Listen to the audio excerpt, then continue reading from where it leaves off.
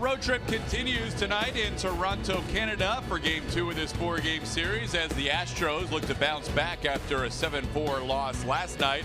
Still coming in 30 games over 500 at 58-28. The Blue Jays have yet to reach 500 on the year. They are 5 games under. In terms of the best record in baseball, the Dodgers have won 23 out of 27. They're just half game behind the Astros, but Houston has maintained that best record in baseball since winning 3 out of 4 against the New York Yankees back in May.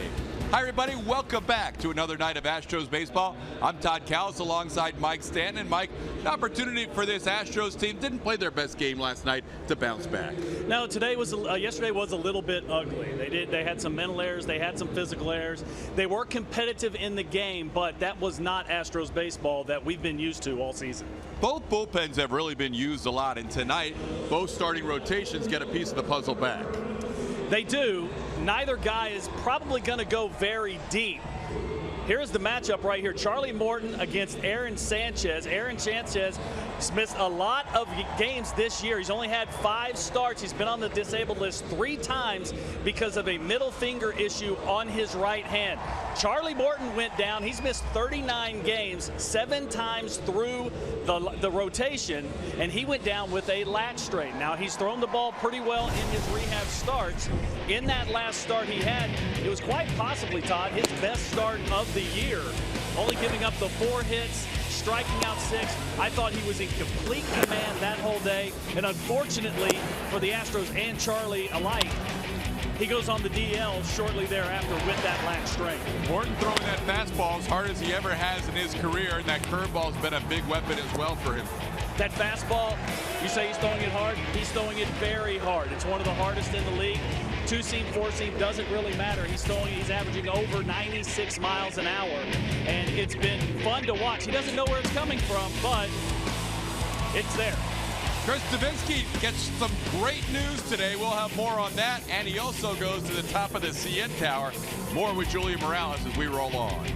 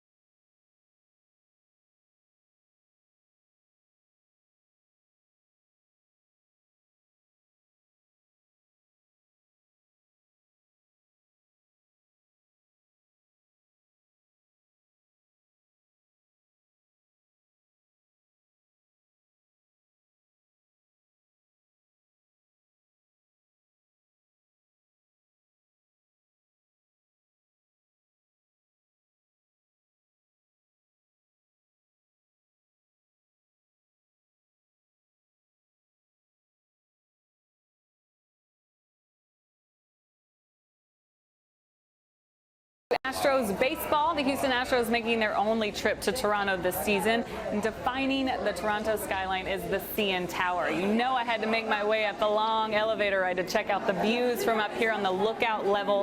1,815 feet is how tall the CN Tower stands. Once you get up here, there's a 360 restaurant where you can catch the views while getting a bite to eat. Also, if you're down for a thrill, there's the Edge Walk, the world's tallest outdoor walk on a building. No chance I'm getting on that. I'm enjoying this view right here. It's a great tourist attraction, but it's also good for the Houston Astros when they're in town. Chris Davinsky, James Hoyt, making sure that they got up here to check out the views. It's definitely worth the trip, guys.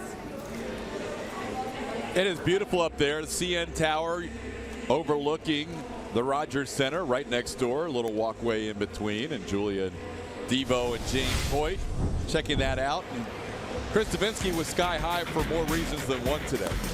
Yes, he was. He was a late arrival, but arrival nonetheless to the American League All-Star game. Making the team, there's a couple pitchers. Dallas Keuchel not going to be able to pitch, so they brought Devo in, and it's so good to see. He has been so good for this team. Really a godsend for A.J. Hinch with the diversity he has, either pitching in short relief, coming in with guys on, or giving him extended innings when needed. He has been outstanding his whole career, last year and this year. Much deserved, making the American League All-Star team. Congratulations to Devo. The Astros with a franchise record 6 All-Stars now, as we take a look at that starting lineup presented by Southwest Airlines, which does include 3 of the All-Stars. George Springer amongst them, including a .588 slugging percentage coming in, good for 3rd in the American League. Jose Altuve also headed to the All-Star game. Josh Reddick will hit 3rd. Carlos Correa headed to Miami as well. Marwin Gonzalez, Carlos Beltran, Evan Gattis gets a start behind the plate. Alex Bregman and Norichika Aoki. Starting for the Toronto Blue Jays is Aaron Sanchez, the 25-year-old right-hander. Last year was one of the best pitchers in the American League. Was actually 7th in the Cy Young Award race. Was an all-star, led the American League in ERA for starters last year. This year hasn't been quite as dominant. Has had this finger issues, been on the DL 3 different times. He's going to attack these Astros hitters with mostly fastballs, mostly two-seam fastballs. It's very firm. He's got good control of it. He does also throw a changeup and a curve. There's just not very many of those. He's a fastball pitcher, ground ball pitcher. It'll be an interesting night for both Aaron Sanchez and Charlie Morton as they try and stay healthy the rest of the way after being limited in the first half. Sanchez will face George Springer. We are underway on a Friday night with a called strike on the outside corner. The crew chief, Dana DeMute, will call the balls and strikes. Springer coming in with that average just a couple of points below 300. Team leading 25 home runs, tied for 2nd in the AL. Broken bat over the second baseman's head and into right field. Ryan Goins made a bid, and Springer with a broken bat and a leadoff single.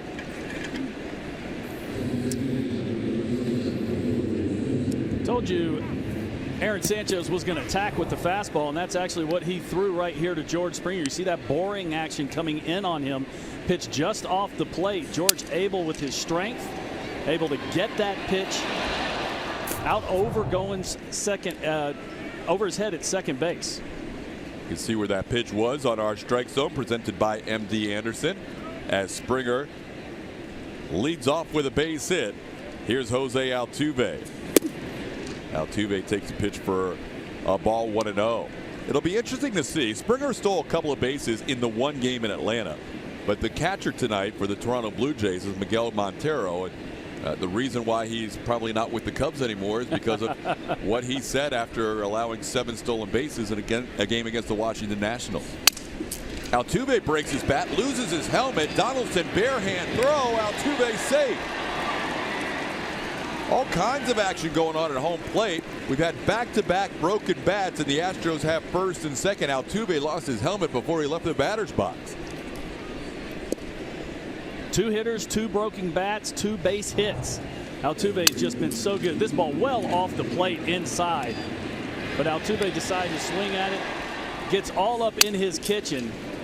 It ends up being a perfect bunt. Josh Donaldson does all he can. Altuve not really even close at first base, but watch how deep this ball gets inside on Altuve. My goodness. Took his helmet off. Well, if you're Aaron Sanchez, you're probably thinking, what else do I have to do? I've gotten in both times where I've wanted to, and both Astros have base hits. It's about making quality pitches, and he's done that. But you got to remember, there's a guy on the other side that is paid to not allow you to get those results that you're so drastically wanting. Here's Josh Reddick, had a pinch hit at bat last night. Still has an average of .314, and that has really moved up since coming off the DL, hitting .467. Josh now 7th in the American League in batting. And he's got a 2-0 count with runners on first and second.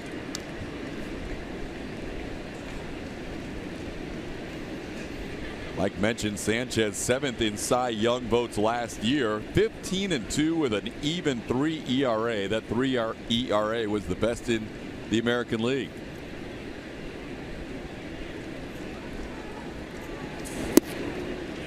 (3-0) with Carlos Correa looming on deck. Early on, it looks like the home plate umpire, Dana Demuth, he's got a little bit of a tight zone, especially the bottom part of the zone, and that's where Sanchez has to live with that two-seam fastball. Pitches 2 and 3, very close at the bottom of the zone. All called balls in this sequence. There's one for a strike at 3-1.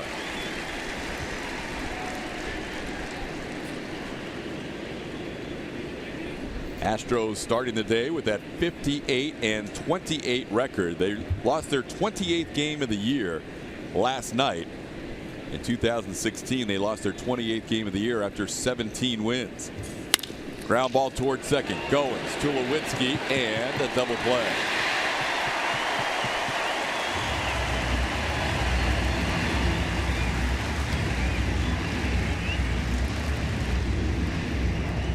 Well, that was what Aaron Sanchez was looking for. That's why he throws that heavy two-seam fastball to get those ground balls.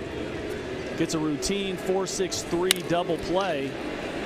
Astros go from no one out and 2 on to a man on third and 2 outs just in that one swing. We're seeing more of Altuve in the 2-hole, Reddick in the 3-hole. AJ said it really doesn't matter who I have in those top 3 spots because he feels like he could be successful with any order. But we saw that work out well in Atlanta, and Reddick getting a chance to stay in that 3 spot, at least in this first start in Toronto for him. Pitch to Carlos Correa is outside for a ball. Kareah, team leading 58 runs batted in on the year. Coming in batting .319, good for 5th in the AL.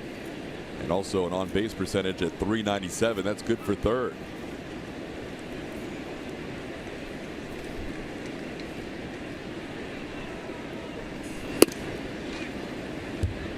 Pitch misses outside to Carlos. It's 2-0. Sanchez just turned 25 6 days ago.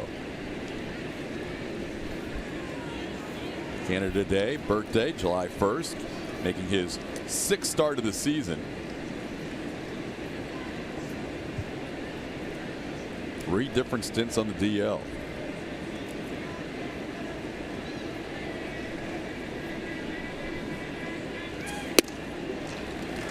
And a strike call. So far, so good for Aaron Sanchez. It doesn't look like there's any ill effect of that finger issue that he's been having. Now, we'll have to wait and see once the pitch count starts building up to see if he gets that blister issue, if that comes back. But right now, he looks free and easy with good movement.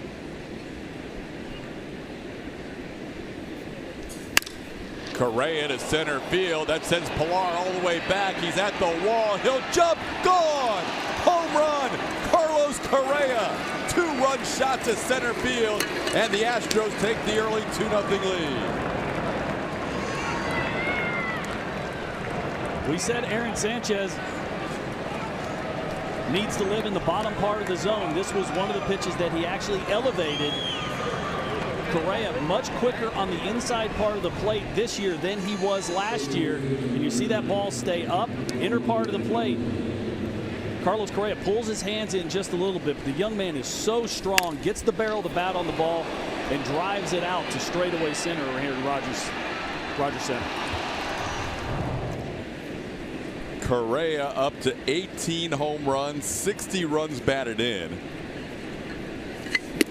And here's Marwin Gonzalez taking a pitch outside for ball one. Carlos is in one of those zones where I know everybody needs a breather, and Kareah is going to enjoy his time in Miami with the All-Star break, but the way he's going, you don't want to see him stop for 4 days. He doesn't want a breather right now. 15-game hitting streak, which is his career high. He keeps extending that mark. Another home run during this hitting streak. He is 23 for 55, hitting over 400 during this 15-game hitting streak. He actually extends another streak that he has going right now. Career long 23 games in a row getting on base. 5 home runs during this hitting streak. This is a guy that is really elevating his game every month. Started slow in April, picked it up in May, and he continues to ascend in June. American League Player of the Month in May, and he is putting up even better numbers this month than he did in his Player of the Month. Had to make some adjustments from last year. Last year, American League pitchers really pounded him inside. He is getting to that pitch now a lot more consistently. And American League pitchers are now going to have to make some kind of adjustment back to him, since he is starting to cover that hole that he had last year. Last guy to have a longer hitting streak than Kareah's current 15-game streak. You have to go back 6 years ago when Hunter Pence hit in 23 straight games. 2-0. Carlos Kareah with the home run.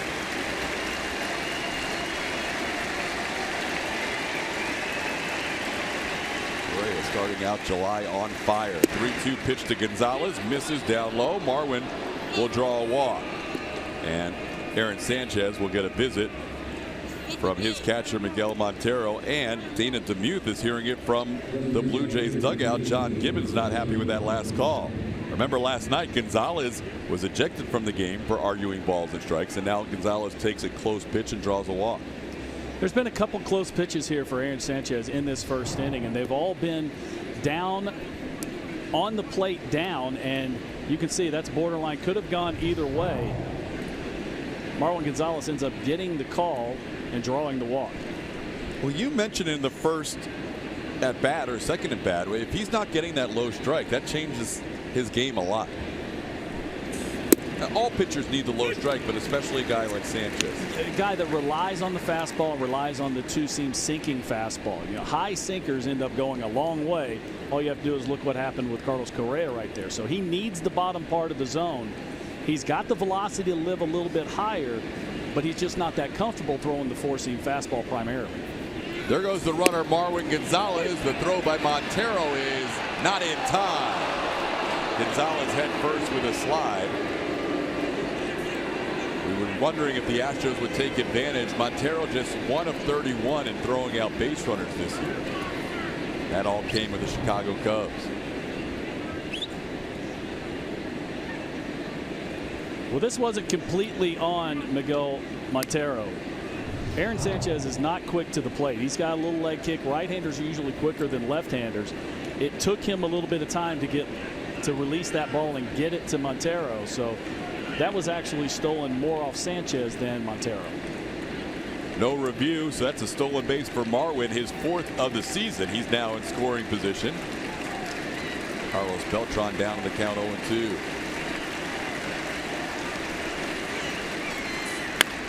On the ground, Tulowitzki will make the play.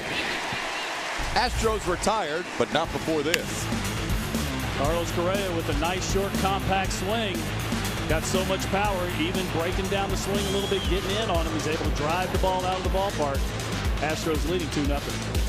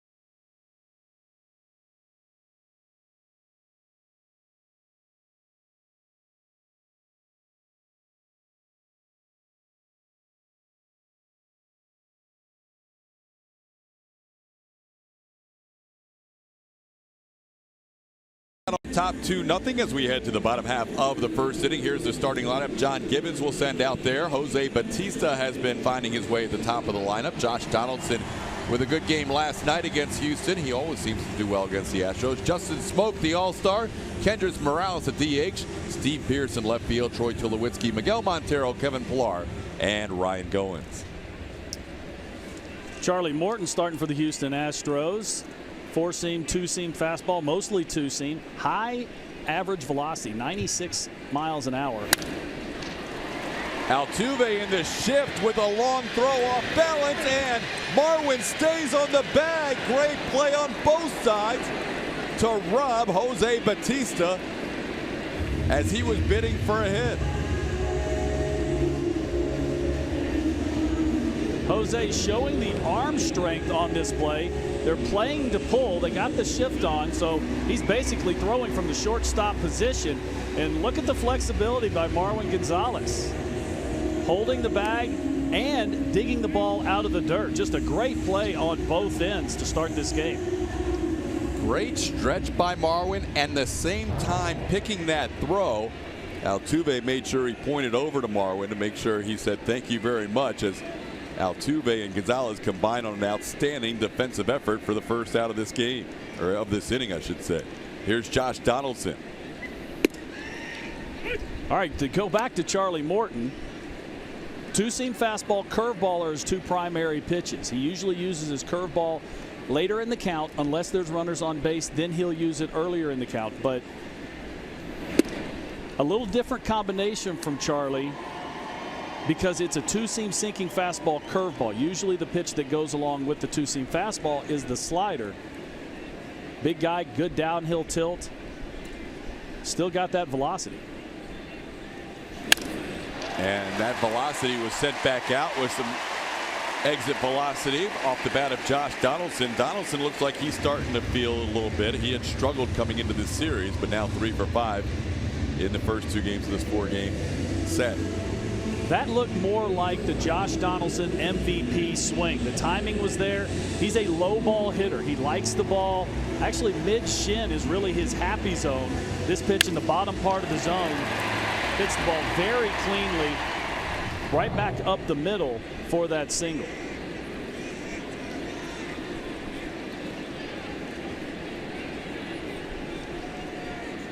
Here's Justin Smoke. Smoke comes into this game in the top 5 in the league in both slugging percentage and OPS. He'll be the American League starter at first base. 30-year-old making the All-Star team for the first time, and he is having a career year.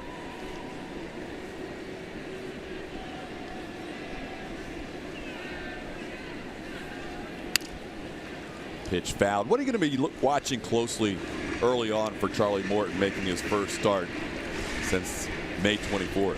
Well, the first thing I think it's going to be just seeing if he can put the ball in the strike zone. Okay, he has had some rehab starts, so he's not going out there without throwing at all. But it's different pitching in a minor league rehab game and then pitching on the big league stage. And then it's going to be the consistent movement of the two-seam fastball, and can he command that breaking ball? On the ground, Altuve has it to Kareah for 1. The return, plenty of time for the double play. Morton gets the ground ball to get out of it, and Altuve making a fine play to start the inning. Jose Altuve showing why he's an American League All-Star multiple times, making that good athletic play, first play out of the game.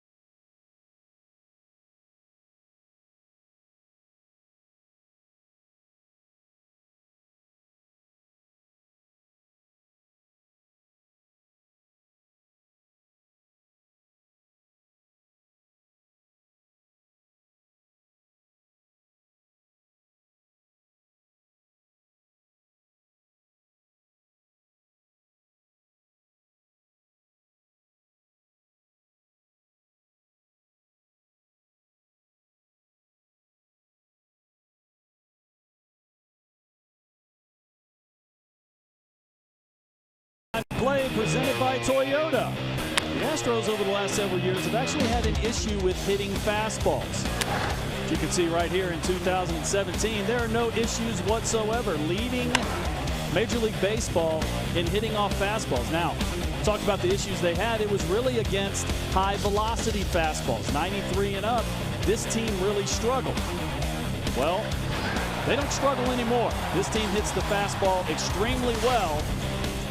And with that average fastball velocity north of 94 miles an hour, you can see the Astros hitting 288, which is outstanding.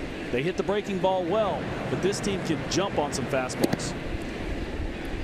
One of the leaders in that category is at the plate against Aaron Sanchez, who will live in the 94-95 range. Evan Gattis getting a start tonight, and he'll lead off the second inning for the Astros.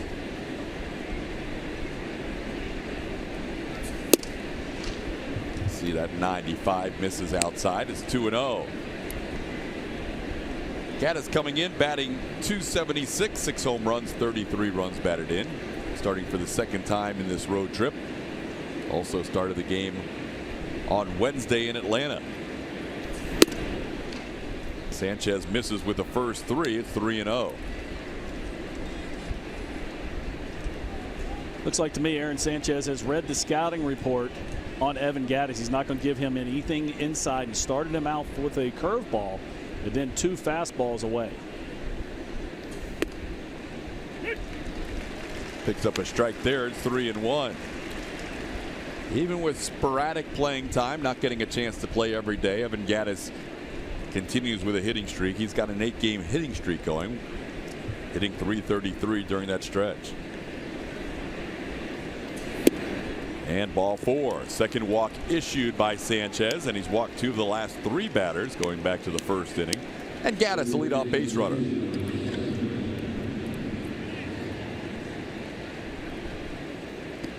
Here's Alex Bregman, and we have seen better and better at bats from Bregman as it continued last night with a 3-hit game. Bregman was on base all 4 times, 3 hits and a walk.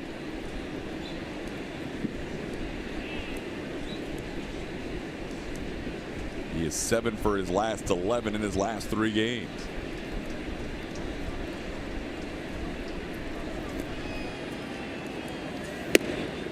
And there's a strike on the outside corner.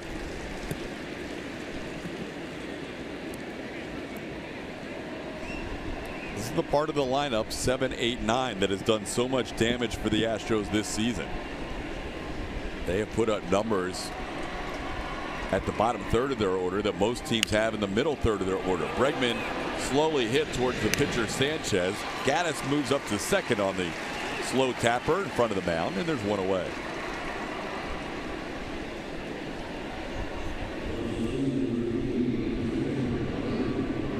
You were talking about the bottom part of this bottom third of the lineup, the damage that they have done for this Houston Astros club. It's really the reason why this team has scored so many runs. When the pitcher doesn't have a place that he can let up, it doesn't have a place that he can maybe take a mental break, there is a grind that goes on. And even if the Astros don't score early, they're still having to fight and make quality pitches all the way through the lineup. Eventually, the Astros lineup is going to get you. Aoki takes that fastball upstairs for a ball. It's 1-0. That high fastball has been a big pitch for Sanchez this year, more so than ever. He's been able to have a lot of success up in the zone.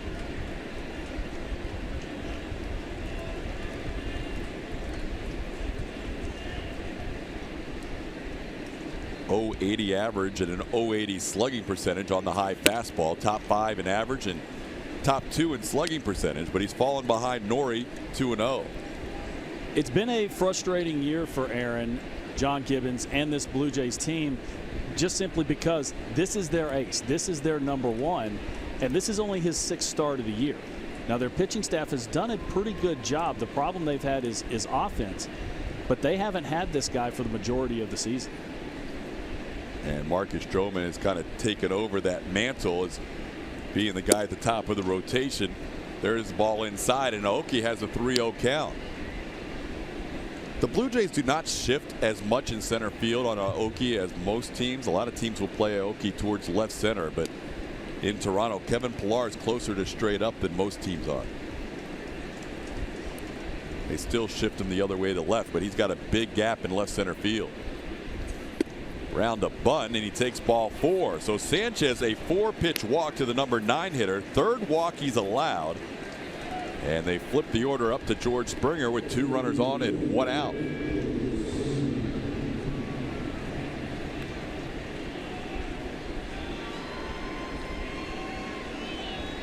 John Gibbons knows his starter has not pitched at the big league level in 7 weeks. 3 walks matches his season high. Came in his first start of the year against the Tampa Bay Rays at Tropicana Field when he walked 3 in 7 innings.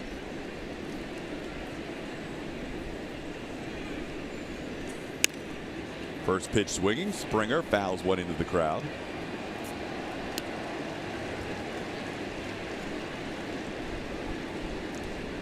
You know, Todd, in the first inning, I thought that Aaron Sanchez was throwing the ball well. He was missing on the side of the plate that he wanted to go. He looks a little irritated right now. I think there's a couple of pitches that he thought were strikes, and Dana DeMuth hasn't called them. And he's missing on the other side of the plate, so he doesn't look as comfortable. Springer deep to right field. That ball is gone. Home run number 26 for George. 3-run shot. Astros lead 5-0. Well, having to face George Springer with runners on base would make anybody uncomfortable. But this was a 2-seam fastball. You notice I said 2-seam and not a sinker because this one didn't sink. It stayed on the plate. See Montero set up away. This ball just leaks back down to the middle. And when George Springer is going opposite field with this kind of power, he is so much fun to watch. And he is a hard out. When he's pulling the ball, you can get him out soft. When he's hitting the ball the other way, you don't really have anywhere to go to get him out. Sanchez throws a high percentage of fastballs to right-hand hitters, 82%. And we have seen 2 home runs on fastballs tonight, Springer and Kareah. And the Astros lead at 5-0. Springer now matches Brady Anderson in 1996 for the most home runs out of the leadoff spot before an All-Star game. We're going to take a look at this on our Super Mo, brought to you by Mattress Firm. You can see this fastball didn't really do a whole lot. It tailed a little bit back into the middle of the plate.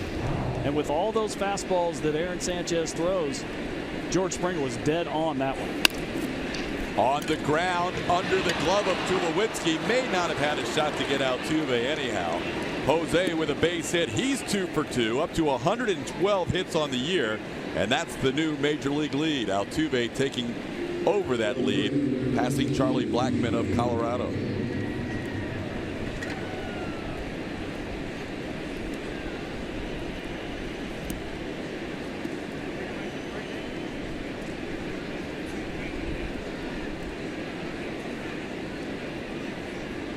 Aaron Sanchez allowing 3 runs in this inning. He has walked 3 so far in the game. Allowed a couple of home runs. Pitching coach Pete Walker goes out and has a word with Sanchez. Just make sure he's okay. Kind of slow things down a little bit. See if he can get that 2-seam fastball sinking again and get the ball back on the ground. He will face Josh Reddick. All of his outs tonight are on the ground. A double play, a ground out by Beltran. The double play came off the bat of Reddick. And a little comeback here by Alex Bregman. Here is Josh getting a second chance. Takes a pitch away for a ball. 1-0. When you throw this many fastballs, especially a 2-seam fastball, the hitters are on you timing wise. So that makes it even that more vital that you have to get it down in the zone. When you elevate it, the Astros have hit a couple very hard. And he has fallen behind another hitter. It's 2-0. More balls than strikes so far tonight from Aaron Sanchez. 21 outside the zone and 19 strikes. He has been working from behind all night long, and against this Astros lineup, that's not a recipe for success. There's a strike. It's 2-1.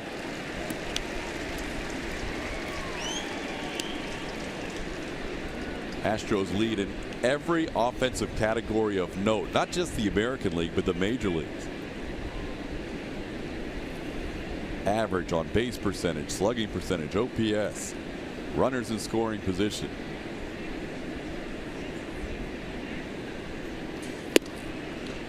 Home runs and runs, they are the leaders in all those categories, and now it's 3-1 on Redding. You know, even as ugly as last night's game was, the offense ended up making it competitive, and you know they had a shot even at the end of the game.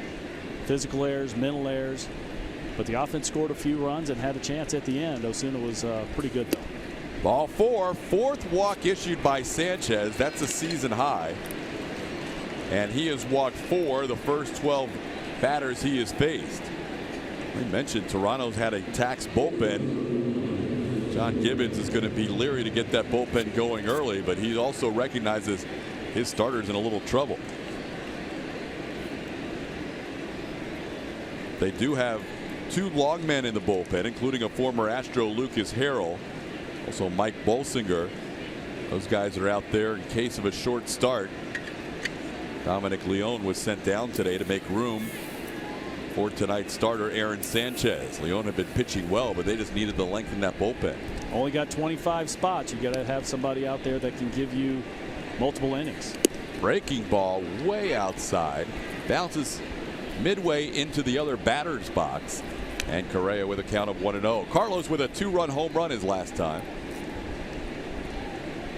Montero with a glove save there and a beauty. That's not a ball you're really going to be able to get around with a couple runners on. That saved Aaron Sanchez 90 feet for both of them.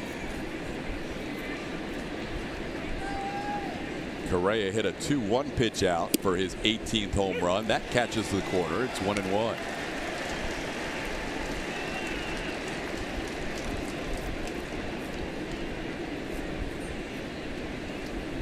Two-run home run by Kareah, 3-run home run by Springer.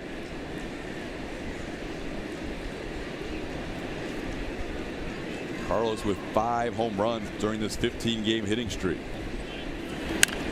On the ground, the pitcher let it go, and they flip it to nobody. Tulowitzki and Goins completely miscommunicated there. Sanchez let the ball go for the easy double play, and the Blue Jays get nothing out of it. Tulowitzki expecting Goins to be at the bag.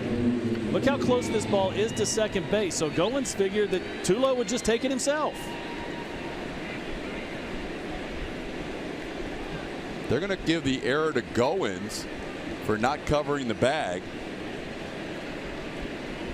That was a absolute double play ground ball, and Sanchez did the right thing by not gloving it himself. In retrospect, he would have been better off. You have a Gold Glove shortstop behind you, so yes, you want to let that ball go, let those guys take care of it. That's a play that has to be made 100% of the time, especially when you have what's going on right now with Aaron Sanchez struggling. He gets a ground ball, doesn't get an out. Here's Marwin Gonzalez. In the grand scheme of things, last night the error charged to Michael Feliz on a perfect throw. They could have, with the same logic of giving Goins the error here, given that error to Altuve last night, because Altuve did not cover second base on that play that Feliz was given an error. Yeah, because I felt that Michael Feliz actually did everything right. It's whoever has the bag at second base, it's his responsibility to be there, so when the pitcher throws it, he's not just going to throw it into center field. Marwin has 1 slam already this season. This time on the ground, it's going to be Goins who makes the play to first. That'll score a run. Altuve crosses the plate. Marwin with an RBI, his 51st of the year, and the Astros lead 6-0.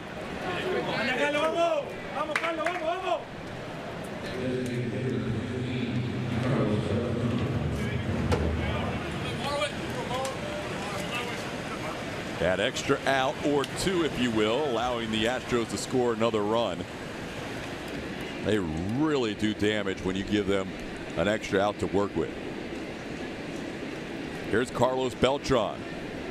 Beltran grounded out his first time up. He has the best numbers of anybody for the Astros against Sanchez, 4 for 8 coming in, including a home run. Takes a strike. Carlos hitting his 11th home run of the year last night. All 11 have come left-handed. And Mike Bolsinger, the aforementioned one of the two long men in their bullpen, starts to throw.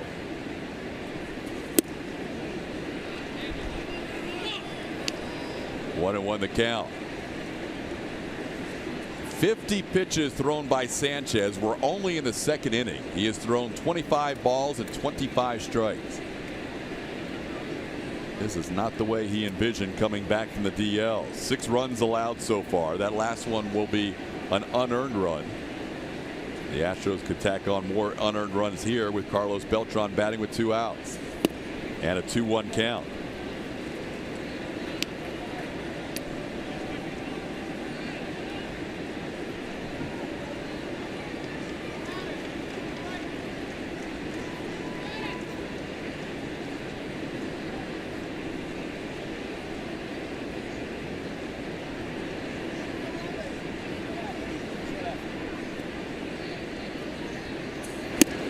Inside, ball 3, 3-1. This has not been an easy inning for Aaron Sanchez, or really an easy 2 innings. He is now facing his 9th batter of the inning. And he's already walked 3 in this inning, and behind Beltran 3-1.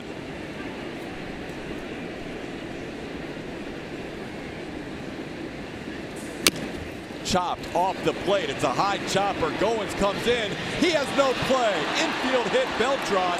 Scoring is Reddick, and the Astros now lead 7-0.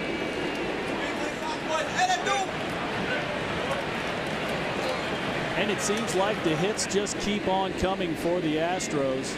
Sanchez actually throws a nice 2-seam sinking fastball here.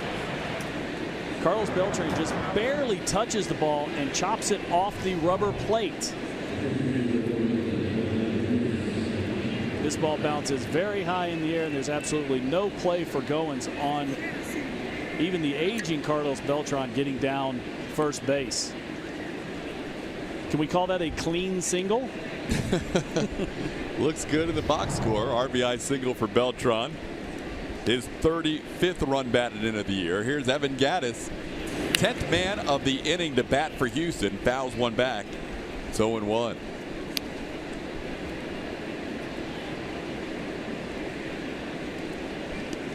Astros already with 7 runs. They saw their road runs per game average drop last night to 6.85. Oh, they're terrible. Terrible offensive club. They're going to push that one right back up tonight. They still have 22 outs to work with. And Gattis sends one into left center field. That'll score at least one more. Cut off by Pilar. No, it goes to the wall. Beltran's going to be held up at third. Second and third with 2 outs. It's now 8-0 on the Gattis RBI double.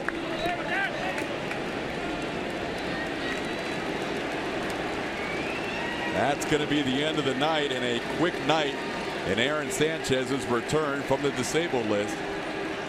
Pitching for the first time in 7 weeks, and he will last just an inning and 2/3.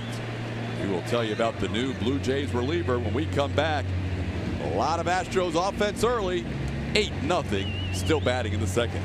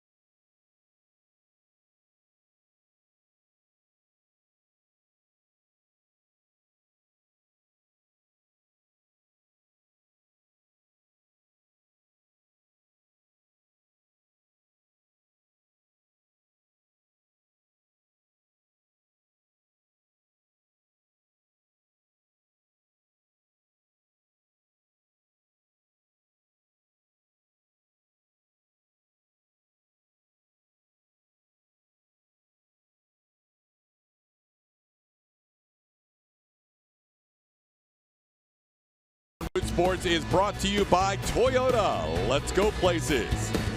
And by Southwest. Yes to low fares with nothing to hide. That's transparency. Astros jumping on the starting pitcher tonight, Aaron Sanchez, for 8 runs, plus 2 runners still on base that are his responsibility. They lead at 8-0, and Toronto looks to Mike Bolsinger. 29-year-old right-hander out of University of Arkansas. He's going to come with a 4-seam fastball, cutter, curve, slider, and change. Mostly cutter, curve, not very many fastballs. He has been primarily a starter in his career as he misses to Alex Bregman. Bolsinger was a starter 5 times for the Blue Jays, made his first relief appearance against the Yankees in Monday's game in New York. Bolsinger down to the count 2-0, kind of landed awkwardly on that delivery.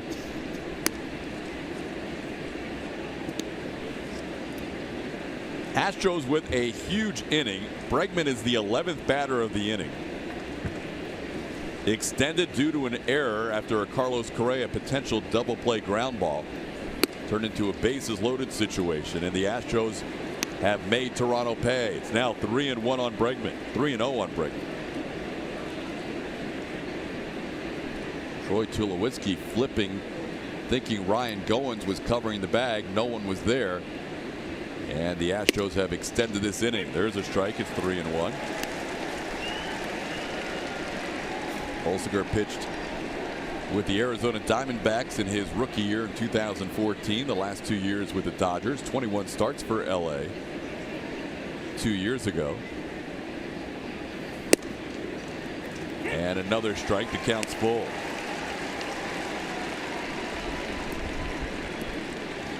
Bolsinger has had trouble with walks this year. He has 19 walks in 26 1/3 innings.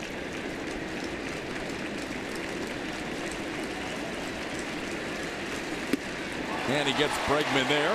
Alex frustrated, but a big inning for the Astros, scoring 6. George Springer does it again. It's a fastball out over the plate. Doesn't try and pull it. Just put a good hard swing on it. Carries out over the right field wall. Astros up 8-0 over the Blue Jays.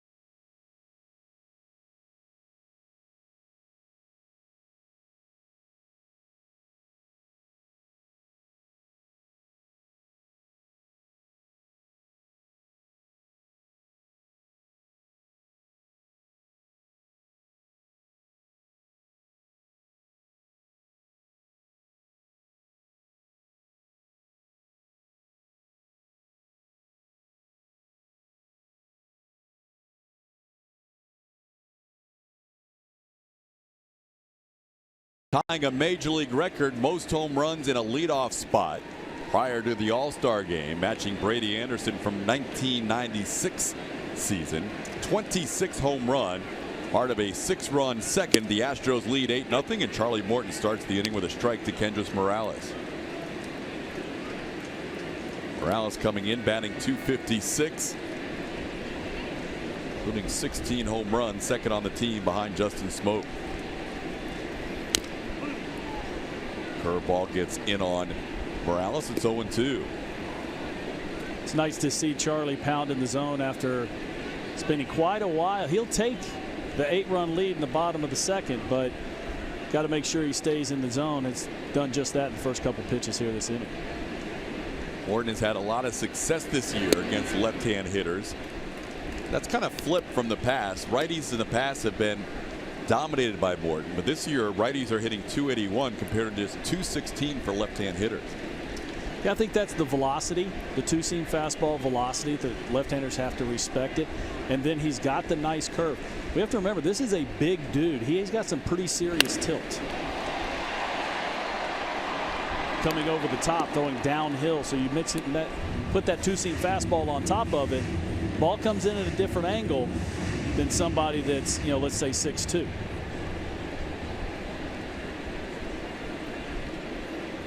Charlie getting all 3 outs in the first inning on ground outs, including a double play. There's his first strikeout, getting Kendrys Morales. First out in the bottom of the second inning. Tonight's pitching performance is powered by Kubota. Charlie Morton's a fastball curveball pitcher, and that curveball has been a very good pitch for him. The opponent batting average is extremely low. Anything under 200 is outstanding, but to get it down to 259 is really remarkable. And then he gets a lot of swing and misses on that breaking ball also. Likes to throw it when he's got 2 strikes, which means he needs to be ahead in the count. It's been a good quality pitch for him. Starts out Steve Pearce with a strike. Yeah, that whip percentage, 52.3%, is good for 3rd in the major leagues, and he's not far off a couple of guys that call Chicago home. Pelfrey for the White Sox and Lester for the Cubs. And Charlie ahead 0-2 on his former teammate Steve Pearce. Well, to throw a few more numbers at you, he's got a career strikeout per 9 rate of under 7, 6.6. Anything over 8 is a strikeout pitcher. Right now, going into this game, it's over 10. 10.1 strikeouts per 9 innings. Pearce on the 0-2 pitch into shallow right center field. Long run for Aoki, and he won't get there. Excuse me, Reddick, he won't get there. The throw, though, Pearce trying to go to second. What is he doing in an 8-0 game? That was not wise, but the Astros will take the gift. Reddick able to throw him out, trying to stretch a single into a double. Yeah, that's some terrible base running by Steve Pearce. When you're down 8, you get a flare single, just stay on first base. Reddick with an outstanding jump. Goes a long way for this and actually touches it. Comes up just a couple inches short. And you can see that Pearce was dead to rights at second base. That was a bad base running play, but a good effort by Reddick. Josh looking at that throwing hand a little bit after that dive. Here's Troy Tulowitzki. Tulo fouls one back. Oh, Morton has still faced the minimum 2 outs in the second inning. He's had a couple of runners on, but both of them have been wiped out. Josh Donaldson on a double play, and Steve Pearce trying to get a little over aggressive on the bases. Thrown out by Jose Altuve.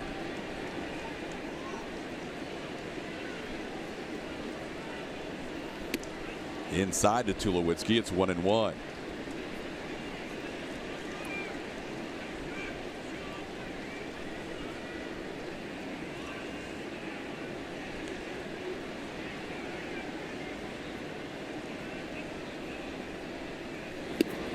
Morton made 3 rehab appearances.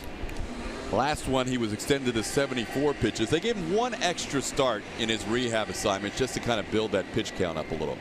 Well, I think you look at Charlie the same way you look at Dallas Keuchel, that there was just no reason to force him back if he wasn't ready. Make sure that lat was completely healed. So let's see what AJ will let him go tonight. He may get up to 90 depending on how many stress pitches. So far so good. Pitch count is nice and low, and he hasn't had any real issues whatsoever.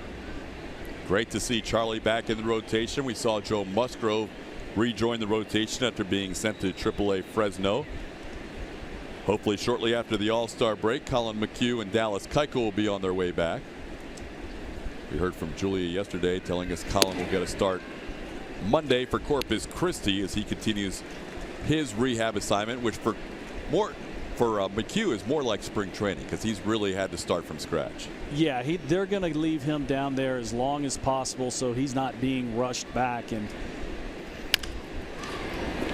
slowly hit towards third. Bregman with a throw across. It'll be not in time. Tulowitzki with an infield hit.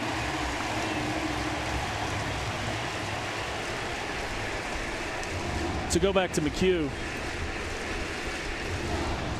spring training is a big part of how, especially starting pitchers, it's one of the reasons why spring training is so long, is so the starting pitchers can build up slowly. And being on the DL as long as he had, not having spring training at all, and couple that with the way this team is playing, there really wasn't any reason to try and force him back. Jeff Luhnow's done a nice job of building the depth on this team to cover for injuries just like that. Here's Miguel Montero. Montero takes a pitch inside for a ball.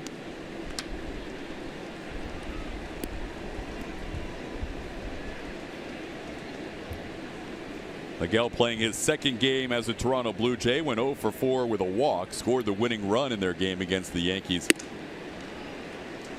on Wednesday afternoon in the Bronx. Montero with the Cubs was batting .286. 2-0 the count. Not a lot of these Blue Jays have faced Charlie Morton, but the guys who have played in the National League have seen him. Troy Tulowitzki with the most at bats coming in against Morton with a dozen.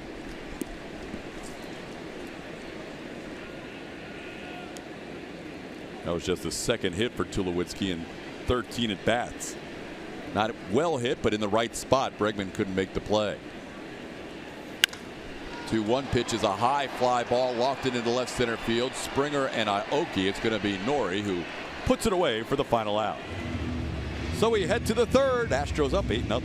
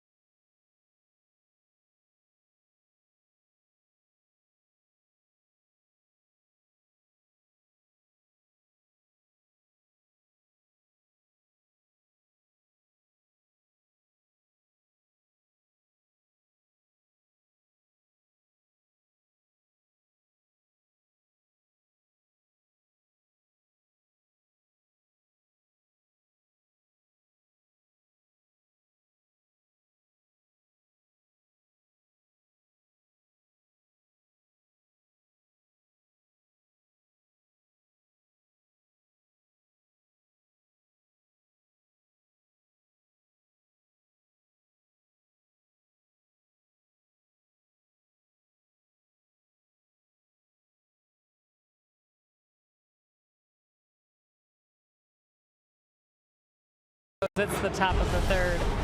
And time to take a look at our Chevy Stroh poll. Remember to follow us at Root Sports SW. That's where you can find our Chevy Stroh poll.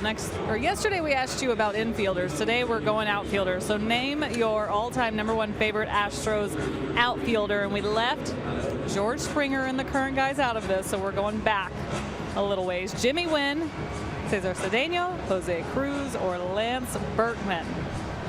Also, we know that we're leaving off some great outfielders, so feel free to write in some of those candidates. Tweet us what you think. So we'll show some of those later as well. We'll tell you who wins later in the broadcast, guys. Hey, there's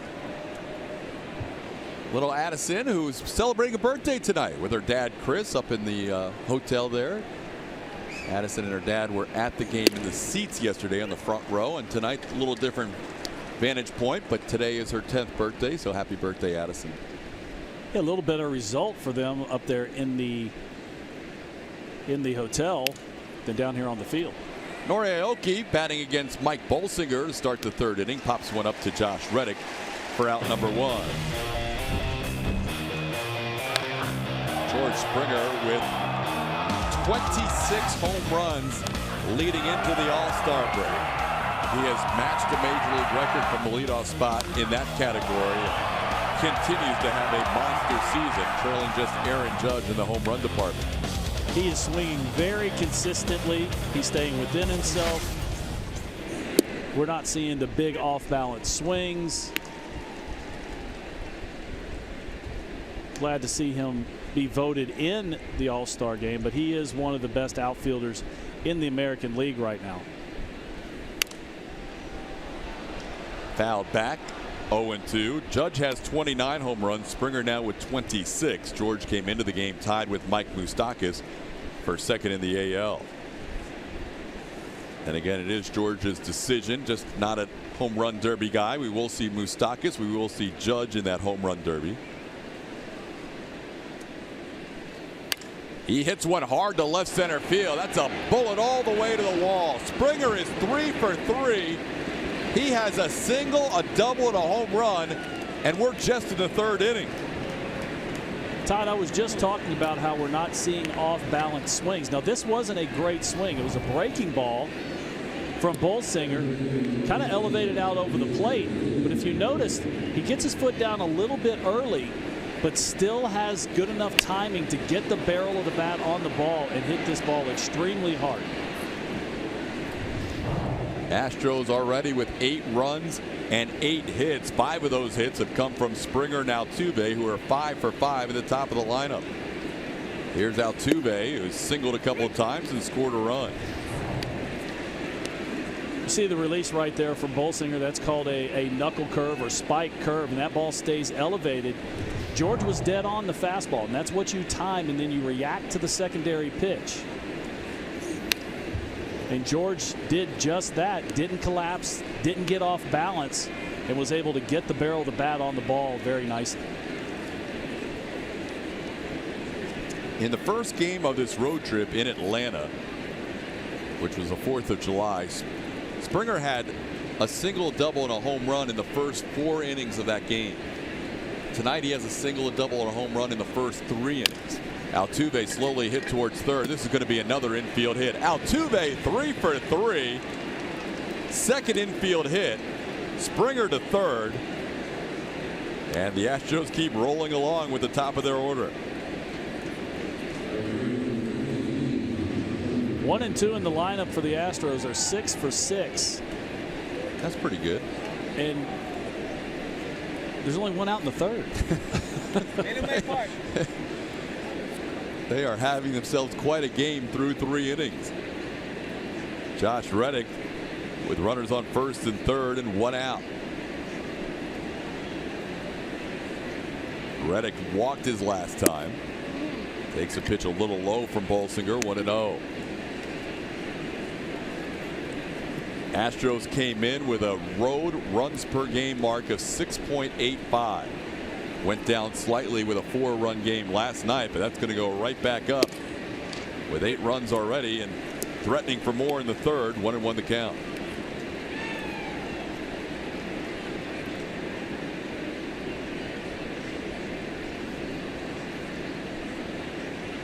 Jose Altuve with more hits now than anybody in the game. He passed both Ender Inciarte and Charlie Blackmon with his 3 for 3 tonight. Both those guys have a chance in their own games later on, but Altuve up to 113 hits. And with those 3 hits tonight, I don't think you put all of them together, they might not reach the wall. 3 infield hits. Goodness. 2-1 pitches ripped into right field. Base hit Reddick. RBI, 9-0 Astros.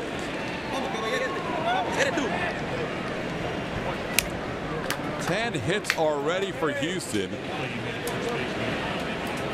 in the third inning.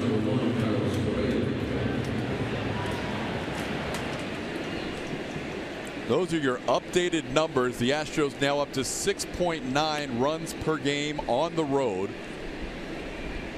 Only the 30, 36, and 39 Yankees. The 30 Yankees had Gehrig and Root. Right. The 36 Yankees had Gehrig and DiMaggio. Here's a called strike to Carlos Correa. They are doing something that hasn't happened in baseball since the incredible offenses of the Yankees in the 30s. Now, obviously, that's over the course of a full year. The Astros still have nearly half the season to play. There's a ground ball to short. This time, Goins will make the cover and get Kareah on a double play. 3 hits in the inning and a run. Astros extend their lead to 9.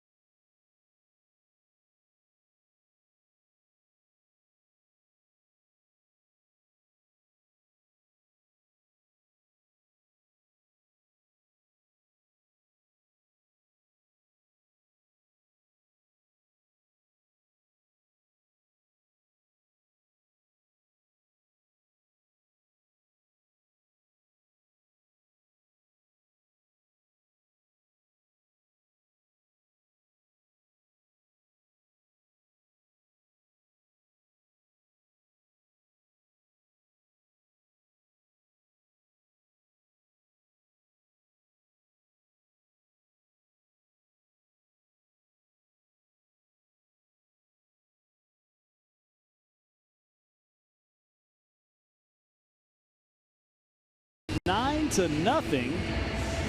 Join the Astros at Minute Maid Park next Friday night for baseball on tap. Enjoy beer tasting, music, games, and a chance to win a Budweiser Brewery Tour. The first 500 attendees will receive an exclusive Astros pint glass. So get your tickets now at astros.com/baseball-on-tap.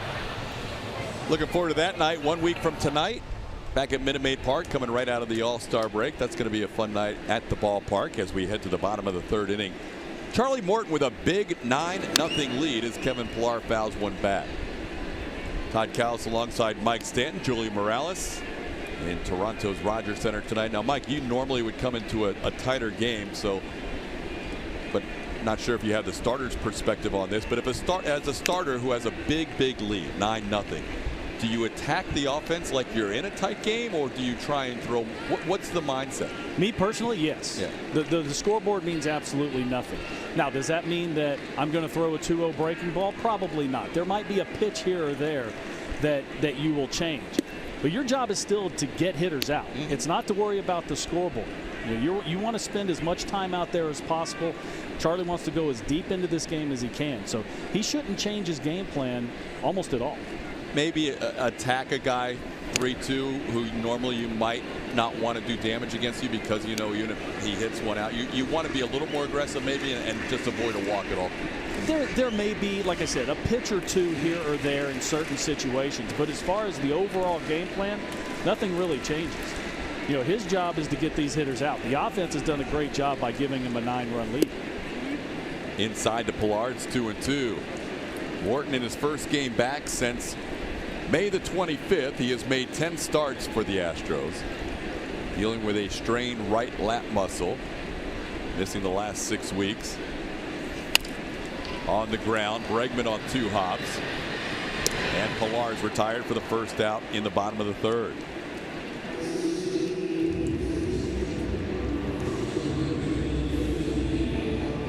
So far, Morton has allowed 3 hits. One of them was a little infield chopper. He's also picked up 4 of his 7 outs on the ground. He's done a nice job of spending a lot of time in the zone. And these sometimes aren't that easy of starts because the Astros have scored 2 in the first, 6 in the second, and 1 in the third. He spent a lot of time on the bench. So sometimes it's hard to keep that concentration and keep that ball in the zone when you go back out there.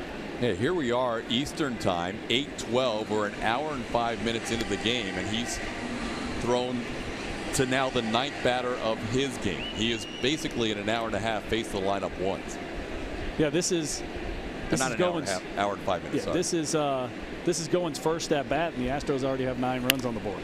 Goins into left field, sending Aoki back. Nori is there, squares up, 2 outs. So 2 outs. Back to the top of the order for Jose Bautista. The one thing with Morton we have noticed this year is first time through, second time through, third time through. That's where the struggles come. But usually first time through has been good, and then as the game goes on, the numbers drop off more so than the average pitcher. And that's why AJ has a tendency to really keep an eye on him that third time through. You give up a couple runs early in the first 2 trips through the lineup. That third time through, if AJ lets him go at all, he very well may be going batter to batter with him. A situation like this is going to be a little different. With Charlie throwing the ball well and having a 9-run lead, he wants Charlie to go as deep as possible to save that pin for the next 2 games of this series. 1-1 the count to Bautista. You were talking in Atlanta about the number of days off. There's a fine line between being too rested and being comfortable. We know we've seen the bullpen used a lot, but the closer, Ken Giles, haven't seen him pitch in this road trip. Haven't seen him since Saturday. Is tonight a night, even in a big lead, that you might see Giles? It may be. And, Ken Giles being a relatively young guy and being a max effort guy, a lot of times those guys are right on the cusp of being out of control. Especially early in my career, I was the same way. I was as hard as I could go every time I threw the ball. So I needed that repetition of being in the game. Throwing bullpens helps, but it's not the same. This might be a game that we could see Giles, even though for right now, it's a blowout. Bare hand Bregman, great play, getting Jose Bautista to end the inning. Alex playing a solid third again tonight. 1-2-3 inning. Alex Bregman, the natural shortstop, goes over to third base. Played so well, AJ said, "You're my everyday third baseman," and this is why. Just a great play to end this inning.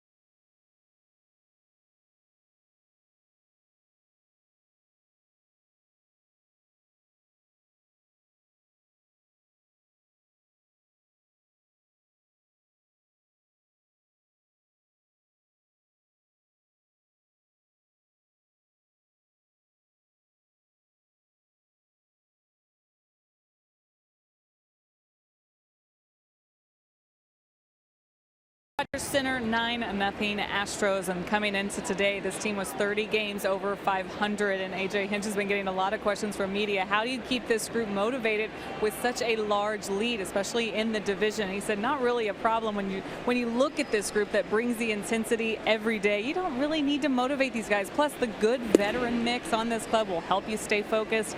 You always need a guy like Josh Reddick in the dugout who brings the intensity when he when he's retired and he breaks stuff in the dugout. All of that is good. They bring that passion every single day. And also, guys, a quick story. I was told by one player who didn't want to be named, but he said in spring training, we knew we were going to be good, but this is unreal.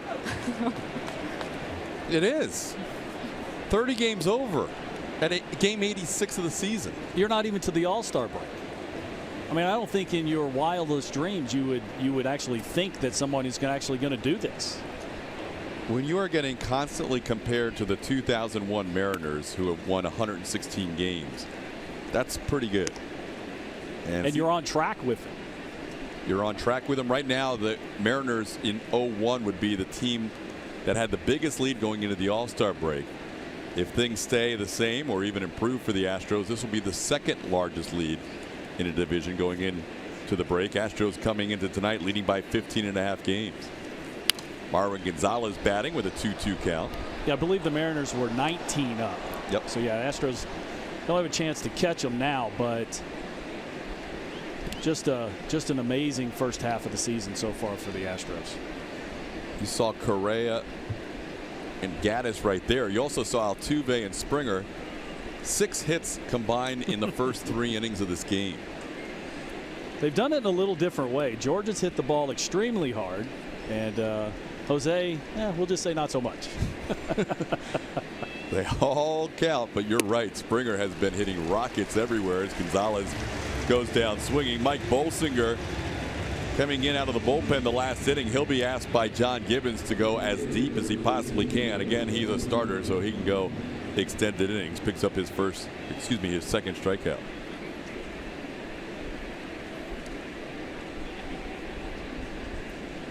Here's Carlos Beltran. Beltran chopped one off the plate for an infield hit, driving in a run. Not that Aaron Sanchez pitched well, because he did not. He gave up obviously 8 runs while he's in there, but he also didn't pitch with any luck. Choppers, broken bat, base hits, flipped by Tulowitzki that's now been charged to an error on Tulo instead of Goins. He really didn't have much help behind him. You know, I thought early he threw the ball pretty well. He was in the bottom part of the zone. Dana DeMuth behind home plate has had we'll just say a tight zone. It hasn't been inconsistent. It's just a tight zone. But I thought that in the second inning, it looked like things kind of sped up on him. I don't think he had any physical issues. I just think that the quality of the pitch wasn't there, and it started with the Gattis walk. That he looked like he was very tentative against Evan Gattis, and it just kind of snowballed from there. Then he gets Bregman on a little tapper back to the mound, and then a 4-pitch walk to Oakland. That's where things, and you go back to the top of this order with 2 on and you're struggling with your command. That's dangerous. He really lost his release point, and the reason I say that is what I was looking at was where the catcher was setting up and where the pitch was ending up, and he was pulling the ball across the plate quite a bit. 2-2 count on Beltran, and Carlos fouls one away. Carlos Beltran batting for the 3rd time tonight, driving in run number 35 on the season. 31 of those 35 RBIs for Beltran have come as a left-hand hitter. He's currently 45th all-time in RBIs in the history of the game with 1,571.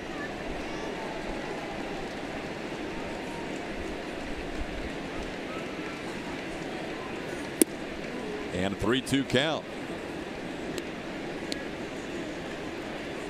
Astros scoring 26 runs in Atlanta, adding 4 more in the opening game of this 4-game series last night. So 30 runs in the first 3 games on this road trip, plus tonight already with 9.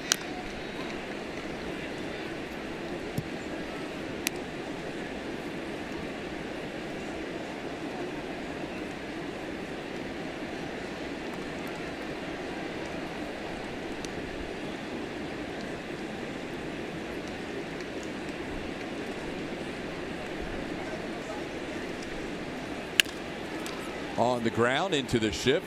Ryan Goins is there. 2 away. Astros in town for 2 more afternoon contests against the Blue Jays. They are expecting sellout crowds tomorrow and Sunday. They've done a great job here in Toronto supporting the Blue Jays in the American League. The Yankees and the Blue Jays neck and neck, 1 and 2 for highest attendance per game. Yeah, these fans up here in Canada, they support this team extremely well. And when they're winning, this can be one of the loudest venues in baseball. And that could make it difficult for the Blue Jays to determine if they're sellers or not, because this fan base wants to see a competitive team. Even since we've been here, we've heard reports from ownership that they have to make sure they keep some players to keep rear ends in the seats. You don't ask ownership from Philadelphia if that works. Keeping veterans? Yes. Philadelphia, they started their rebuild about 3 years too late and ended up having to go into a hardcore rebuild and not getting anything for those veterans because they just simply wouldn't trade them. Gattis takes a called strike, 1 and 2. Gattis was the last batter that Aaron Sanchez faced. He hit a double to the wall in left center to score a run. And then Bolsinger came out of the bullpen and has pitched ever since. 2 outs, nobody on. Astros up 9-0. Pitch in the dirt.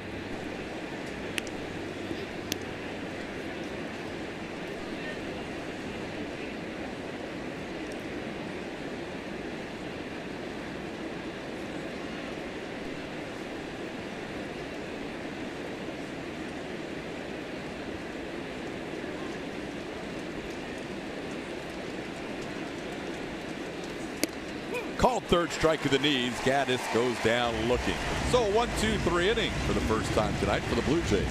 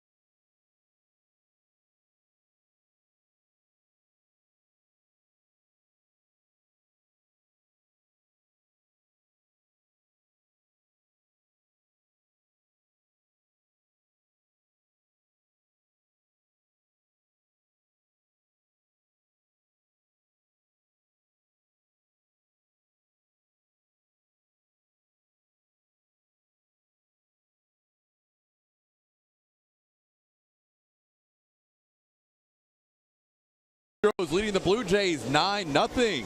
Tonight's fan camp presented by GulloAuto.com. Astros fans in attendance here in Toronto's Rogers Center,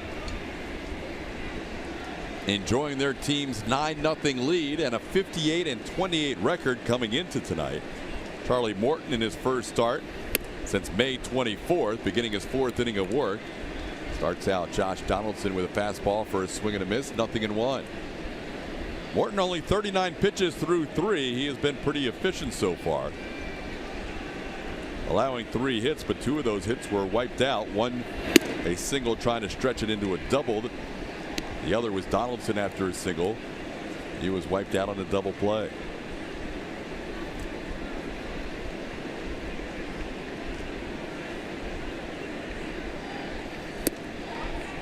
Two and 1 the count. Mentioned Donaldson's recent struggles. Before last night, he was in a 1-for-26 slump, but he went 2-for-4 last night, and he's 3-for-5 in this series. He has a career OPS against Houston of over 1,000. Yeah, and he's looking much more comfortable at the plate. The balance is better. the hit that he got tonight, you know, I thought that was a nice compact swing. That looked like Josh Donaldson a few years ago when he was an MVP. And the last thing you want in a 9-0 game is a leadoff walk, but Charlie Morton issues his first walk of this game to start the bottom half of the 4th inning.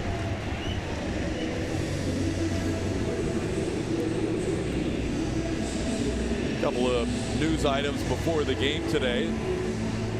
We heard from Julia earlier about Chris Davinsky. Congratulations to Devo. But the other big news story is that J.B.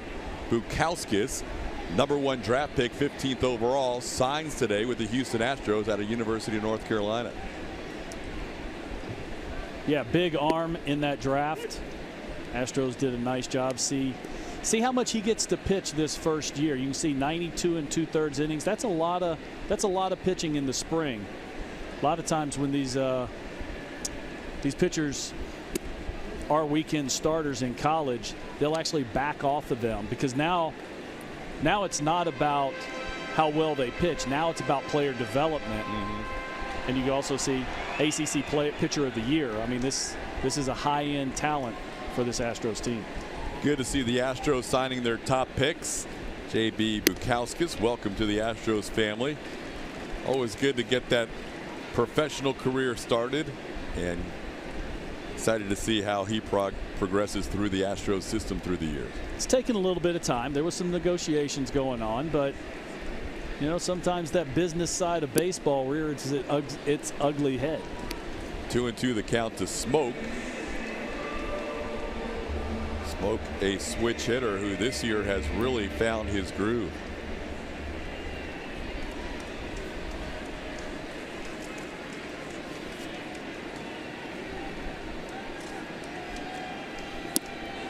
But Morton ends up picking up a strikeout there on the curveball.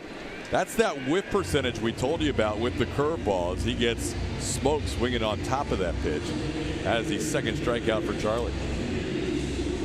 Charlie Morton getting ahead in the count, and we talked about earlier how he likes to go to the breaking ball, and you can see that nice top spin, that ball dropping down and in on Justin Smoke. He's done most of his big damage as far as the batting average is concerned from the facing left-handed pitching, hitting almost 400. But he has had a tremendous offensive year, but Morton made a nice pitch right there for the strikeout. Great look on that Mattress Firm Supermode about how tough it is to hit a pitch like that. That ball really dived late. Yeah, and you saw a perfect spinning baseball, which means there wasn't anything cockeyed about it. It had a real nice tight spin, which makes it hard for the hitter to pick up. Looks more like a four-seam fastball with that top spin. With Morton ahead 0-2 on Kendrys Morales, he may see that curveball again. Charlie does pick up a lot of strikeouts with that curve and throws it 42% of the time when he's ahead of the count. Instead, they're going to go fastball up, and Morales fouls it away. So fastball up means almost. Some pitchers pitch east and west. Some pitchers pitch north and south. So this very well could be something soft down after elevating the fastball. Curveball, grounded foul.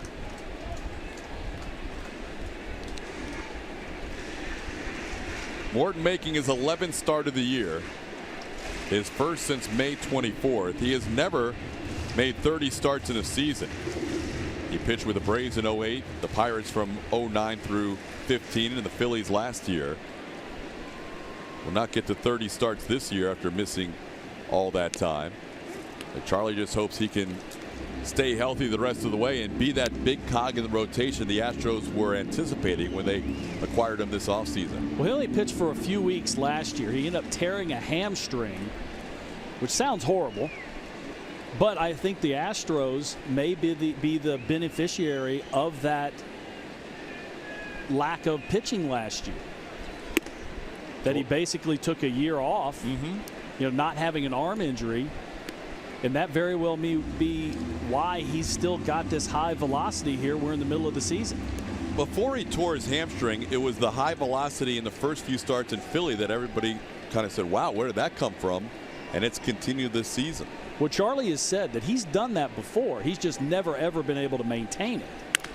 Curveball on the ground. Altuve a flip to Kareah in time to get Morales for the double play. Kareah and Altuve turned their second double play of the night.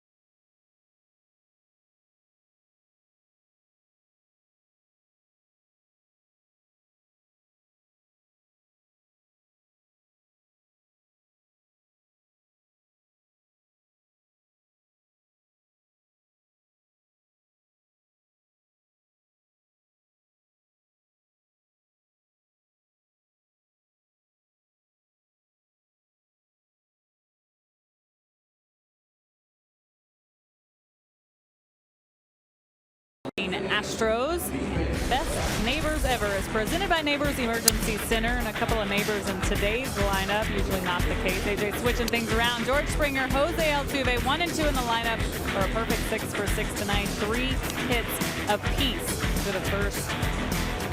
They were 3 for 3 for the first 3 innings. So perfect 3 at bats for those two. But these, Springer's day so far.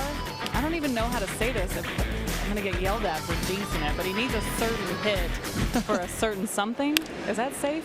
That's very safe. You're going to hear me talk about it, Julia. Don't worry. Okay, we'll let you off the hook. First. He needs the triple for the cycle. Thank you. So, Twitter? So now it's on Todd. Yeah, blame Todd. I don't believe in the broadcaster's jinx. Oh, good. Okay, well, then, of course, Jose Altuve just hit after hit after hit. I said earlier that he was on pace for 9 hits tonight, and I was kind of joking back then, but goodness gracious. There's Springer. He'll bat third in the inning. If anybody gets on, Altuve will bat fourth. Jose with a major league leading 113 hits with his 3 for 3 tonight. But Julia, we saw Altuve and Reddick switch spots in the National League games in Atlanta as Bregman has a 1-2 count, but then we're seeing it tonight. Is this something we may see a little more? I think so. You know, a couple of days ago, AJ wanted to see it against the left-handed starter. He said, you know, I'd like to see it against the right-hander today. It was just about getting more good base runners and ahead of guys like Reddick and, of course, Carlos Correa. That was the benefits that he's hoping to see with him switching it. But he also said, you know, I could jumble all 4 of those guys around and it wouldn't matter these days. So a good time to test it out and see what it looks like. Pretty fair to say Reddick was excited about the switch? Yes, he'd actually been joking about it for some time with the manager last week or so. So he's getting his chance. Little flare into left center field. Tulowitzki can't get there. Bregman's going to try and get to second base, and he will. Everything going the Astros' way tonight as Alex Bregman continues his double streak. That's now 6 doubles in his last 8 hits, and he's 8 for his last 14. He was able to get a double because he busted right out of the box. He started running, didn't stand there and look. And once it bounced high on this turf, Tulo's actually going to have to make a pretty good play. That ball was spinning. But you see Bregman running pretty good. Then he starts smelling the double. And with a big lead, go ahead and force that defense to make a play. They weren't able to do it. So Aoki, the batter. Aoki takes a called strike. Nori has walked and popped up. Astros with their 11th hit of this game. Mike Bolsinger came on with 2 outs in the second inning, pitching his 3rd full inning of work. Aoki will move the runner along as Goins makes a nice sliding stop and retires Nori. Bregman getting to third base.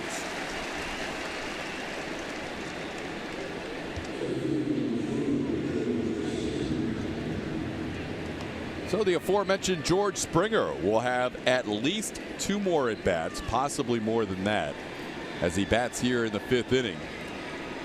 Only once in the last 10 years has an Astro hit for this cycle. That was July 19th of 2013. Brandon Barnes did it against Seattle.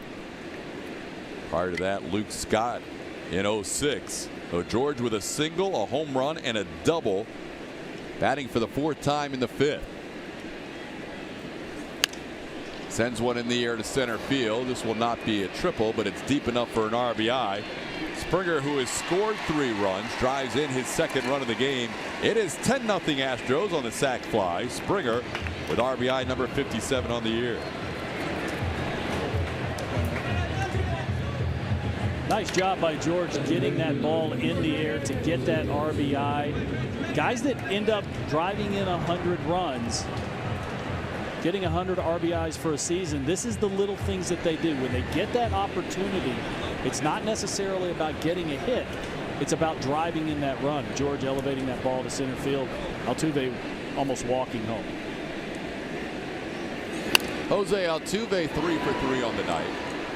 Excuse me, that was Bregman that scored that run. Jose now with 113 hits. Major league leader for the first time. Charlie Blackmon and Ender Inciarte playing tonight. They have 111 in the National League. Altuve's batting average is up to 345. He's well over 400 now on the road this year. Came in at 399. The hits just keep coming for Altuve away from Minute Maid Park. You know, Todd, we talked about Altuve last night about how, you know, he's a high ball hitter and those are the pitches that he hits hard. The problem is when pitchers make quality pitches down in the zone, he still gets hits. For me, that's still where you have to go. You got to go down and you take your chance that your defense can make the play. Because when you elevate the ball, his happy zone is about chest high. He goes at that ball very hard and hits them extremely hard. Little pop up on the right side and Smoke puts it away. Astros add another run though. We're through 4.5, 10-0 Houston.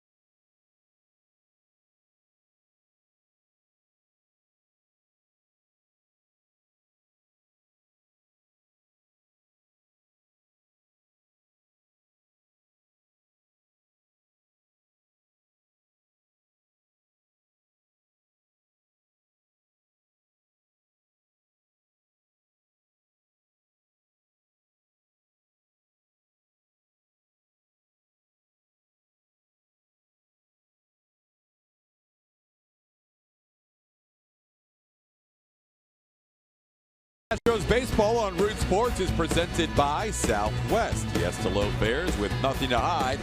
That's transparency. Good look earlier today at the beautiful CN Tower here in Toronto, Ontario, Canada. If you look close enough, you will see no way people on the edge, part of the Edge Walkers tour that happens on the top of the CN Tower. And that is... There is no chance you can get me up there. That's a brave group of individuals up there. Julia was up there earlier today, right, Julia? Not necessarily on the edge. Yeah. No. Look at way. this. Oh, no way. No, when they lean back. No. Even that walk around the edge is not comfortable looking. None of it. And it's just that one little harness. That's it. See? Nope. Nope. I can't even watch. You are not looking at our monitor right now. Oh, I can't watch it. You can't watch. I can't talk. It's incredible to be sitting where I am right now and to be looking up when the roof is open and to see him leaning over. God, way up there. But I did go up to the CN Tower. There you go. Where on the inside. Right, on the inside. There's also a part where you can walk on the lower, the observation deck, where you can look through a glass floor. Which is really cool. Did you do that? Yes. Pierce to Kareah. So that actually, and that takes some nerve too, because it'll startle you when you first go on that little glass. Right. The first time it was kind of tough for me to do it. It took me a second, just because of, I don't know, it's just the visual of looking straight down at the Rogers Center, or there's the aquarium that's right underneath you. Nope. Yeah, it made me a little nervous. But you know, Davinsky was there and he just jumped right on it. He jumped on it? He just stepped right out there. Once he got out there, he's like, what am I doing? What am I standing on? But no fear for Devo, which shouldn't surprise any of us. My hands are getting clammy just watching. There's the lower deck that has the glass floor that you can stand on, and you can go outside to more of an observation deck, but that's all caged in. It's a lot of fencing, so you feel protected.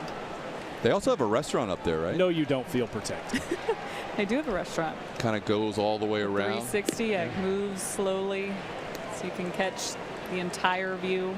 Now, Julie, if you ever change your mind, Todd just told me he'll do it.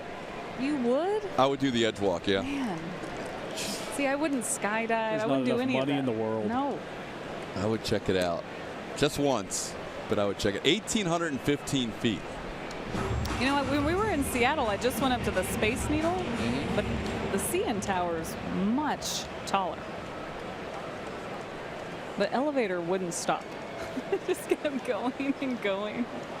Oh, gosh. The world's tallest tower for a number of years. It was passed just a couple of years ago by a freestanding building in Dubai. Come on, people. The edge walk started just about 5-6 years ago. And that's the new Guinness World Record for the highest walk on any building on the planet.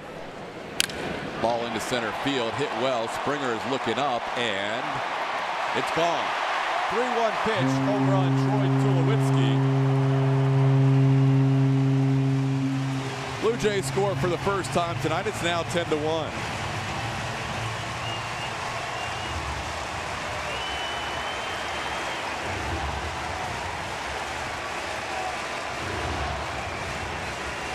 Well, you're going to go out there and throw strikes. Sometimes somebody's going to get to it. You see Evan Gattis set up on the inside part of the plate. Charlie Morton misses with the fastball, pulls it down the middle.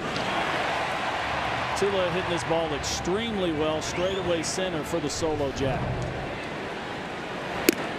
Miguel Montero takes a strike. First run allowed by Morton. Also the first extra base hit allowed. He allowed 3 singles and a walk prior to that. Montero flied out to left his first time up, and he sends one to left again. Norioki is there. Puts it away for out number 2 in the 5th. Charlie Morton, Astros number 3 starter coming out of spring training. Made 5 starts in April, 5 starts in May. Following a start against the Tigers, was placed on the disabled list with a strained right lat muscle. Astros happy to have him back in the rotation, getting a start going into the All-Star break.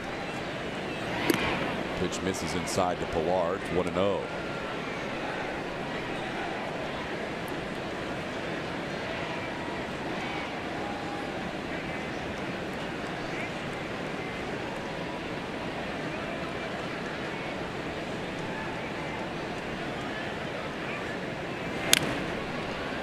6 weeks and 2 days for Morton on the shelf. 3 rehab starts, and now you're hoping with a guy, as you said, who last year didn't pitch a lot of innings, that could benefit the Astros. But this little time down, you never want to go on the DL. But this little time down could make Charlie feel stronger going into September and hopefully October baseball. Well, there was going to be a question with how many innings he was going to be able to pitch anyways, with just not throwing very many last year, only pitching for the first few weeks of the season. So where I was going with that was how rested the arm is going to be. You got to remember, Charlie's 33 years old. This isn't a guy in his mid-20s. So having that year off could be a big benefit for the Astros. He's been able to carry his velocity. Now that he's had a little bit of time on the DL, he's going to be strong going down the stretch. 2-2 as this ball is going to fall foul. Reddick gives it a look. He'll hustle anywhere, anytime. And we could say the same thing about Dallas Keuchel. That's why they've been nice and easy with Dallas Keuchel's return. Is the team is playing well, you don't really need him, and then you get a rested Dallas Keuchel with way fewer innings than as if he was in the rotation the whole time. 2-2 is fouled away. Astros were hoping to get Dallas Keuchel off the mound while in Toronto. He's been playing catch every day, throwing some flat grounds, and he looks free and easy to me. He looks like there's no ill effects of the issues he was having. Line drive speared by Kareah. He goes down to a knee to ensure that he makes that catch, and Morton is through 5, loses a shutout but carries a 10-1 lead.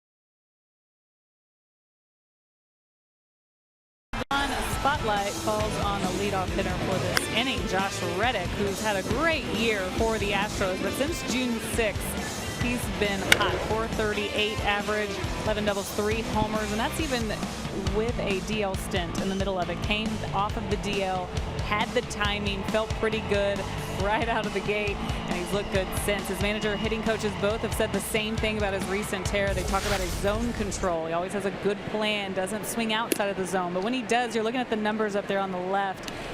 He's making contact when he's swinging at strikes, more than a lot of the league. 93% of the time making contact with pitches in the zone. League average is 85.6. So putting the ball in play, having really good at bats, and teams don't really know what they should do with him. Shift him or not, he's going to find a way to beat you guys. Another good night tonight, Julia. 1 for 2 with a walk, a run scored, an RBI, hitting .467 since coming back from the DL prior to tonight. And Josh has that contact percentage up in that Altuve range in the low 90% mark. Yeah, just to let people know, 7%, from 85 to 92. That's actually a big, big number. That's not an insignificant number. Josh takes a called strike. It's 2-2. Reddick singled home a run in the third to make it 9-0. Josh is up to 41 runs batted in on the year. Astros have 3 hitters in the top 10 in batting average in the AL, Reddick being one of them, trailing just Carlos Correa and Jose Altuve on his team. Altuve pacing the way for everybody. He's up to 343 with a 3-for-4 night tonight. Making contact, fouling one off, stays 3-2. Astros jumped on Toronto starter Aaron Sanchez for 2 runs in the first and 6 in the second, adding a run in the third and a run in the fifth.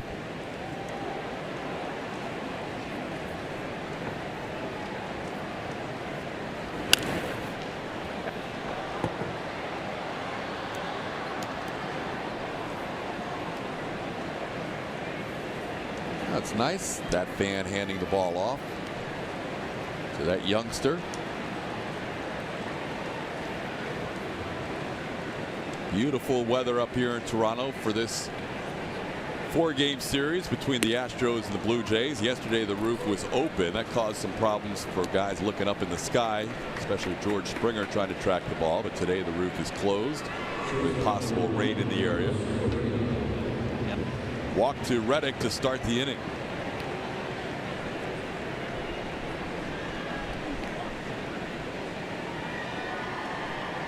Kareah homered to get things rolling for the Astros, a 2-run shot in the first inning. Also reached on an error and hit into a double play. Could have hit into 2 double plays in this game, but Troy Tulowitzki error really cost the Blue Jays in that 6-run second. 1-0 the count to Carlos. Carlos with a career best 15-game hitting streak.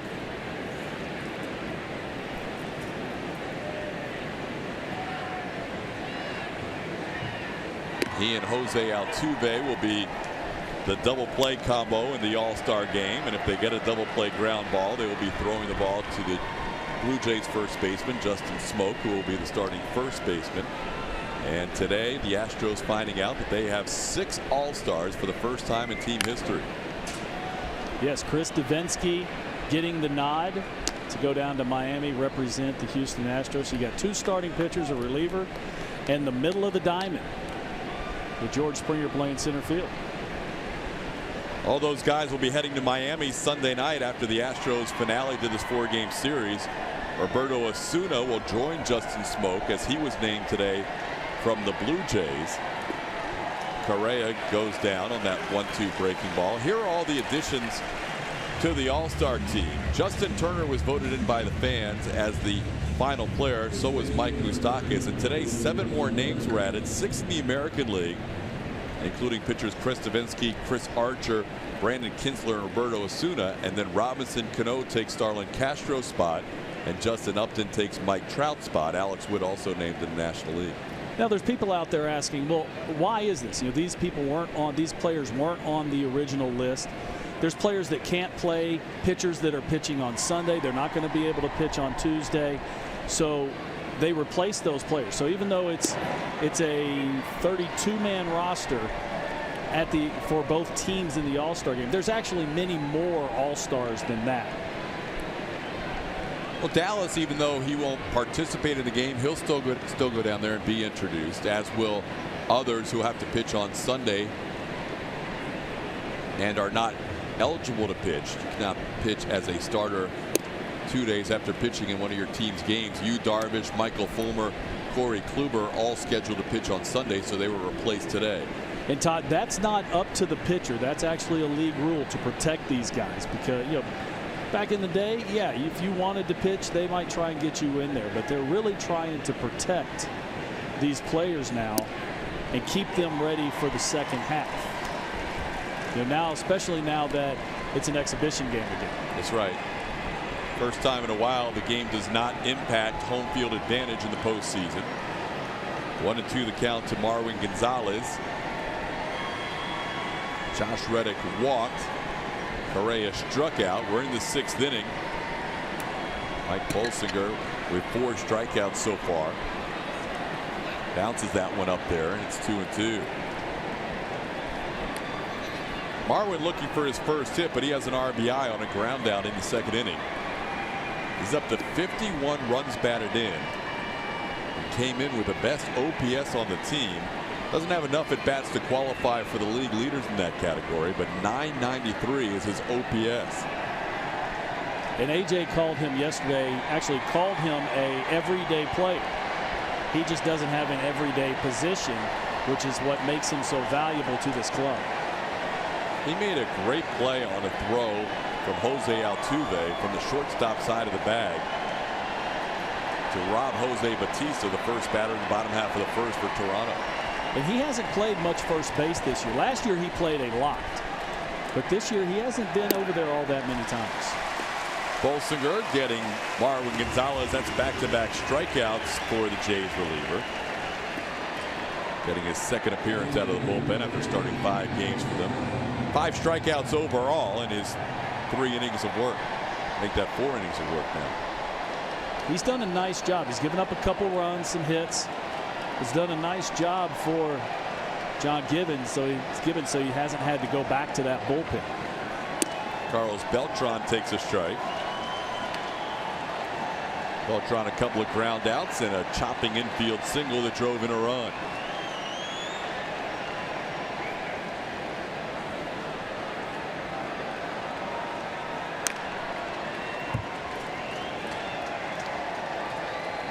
Oh, and 2.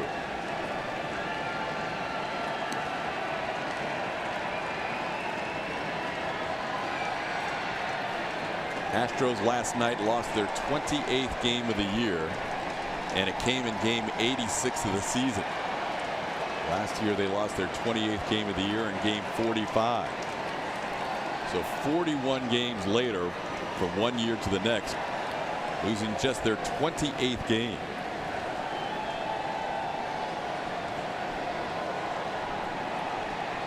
One and 2 the count to Beltran.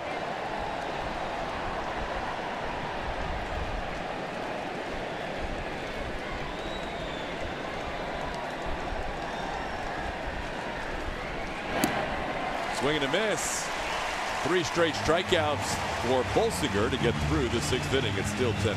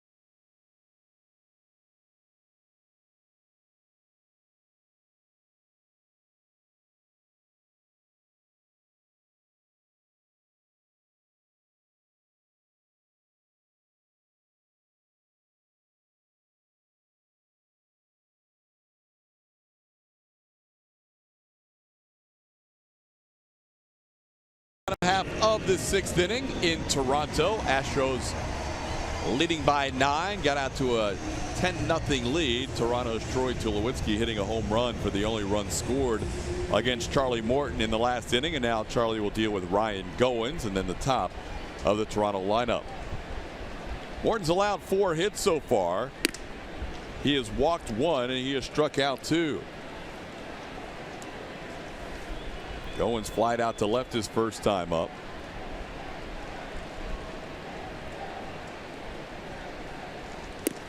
Charlie's low strikeout total in one start this year is 3. That came against the Los Angeles Angels of Anaheim in his 3rd start as an Astro. Struck out 3 in 5 innings of work. Only 2 strikeouts tonight as he starts the bottom half of the 6th inning. Pitch misses. It's 2-1.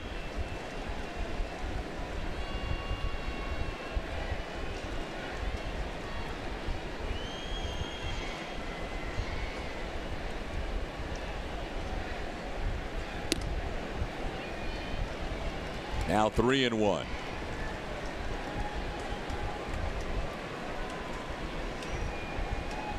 Mentioned Charlie's probably not on a full pitch count yet. He's pretty close, but probably will not get to 100 pitches tonight.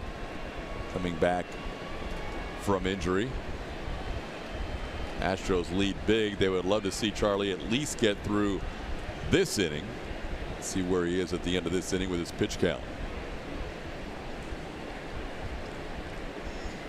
3-1 pitch is popped high in the air on the infield. Alex Bregman puts it away for out number 1. Astros take on the Twins at Minute Maid Park on Saturday the 15th, and 10,000 fans will get a Carlos Kareah Handshake Series bobblehead presented by Houston Methodist. For more information, visit Astros.com or call 1-877-9-ASTROS. That will complete the Handshake Set Series with Jose Altuve's bobblehead. And now you could have the starting All-Star bobblehead collection as Jose Bautista fouls one out of play. Todd, that was Charlie Morton's 80th pitch on the evening. We'll have to see how much further AJ lets him go. He threw 74 pitches his last rehab start. Now, there hasn't been any stress pitches with the way the Astros have scored. He still hasn't been extended very far since going on the DL. Charlie's pitches per inning highest since 2010, coming in at 16.4 pitches per inning. That's an area he'd like to improve in half number 2.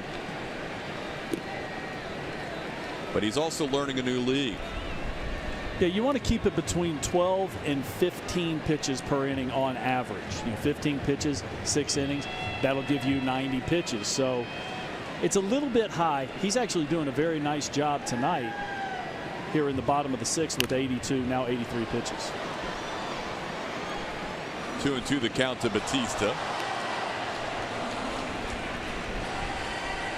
Morton now working through the lineup for the 3rd time, and it's another area he'd like to see improve. That's the time when teams have batted .323 against them and slugged .623.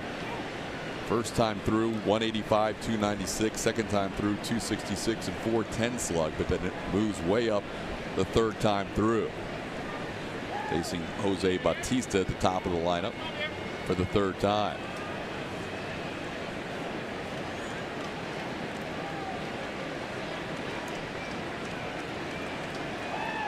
Morton and Bautista really taking some time getting ready for this next pitch.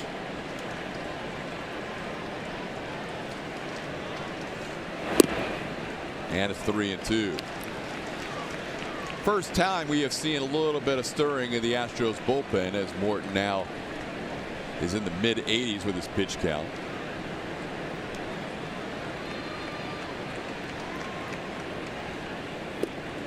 Bautista holds up on the breaking ball on 3-2.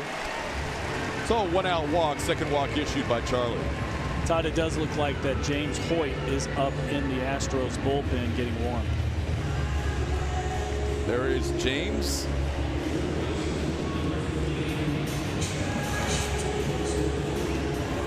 Hoyt can be very effective against left-hand hitters. See what point in the lineup A.J. Hinch feels comfortable bringing him in. Again, he'd love to see Charlie get through this 6th. Now pitching to Josh Donaldson. Donaldson's been on base a couple of times, a single and a walk.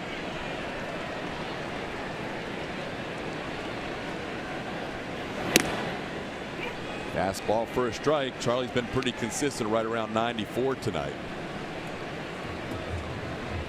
That velocity does not tail off towards the end of the game.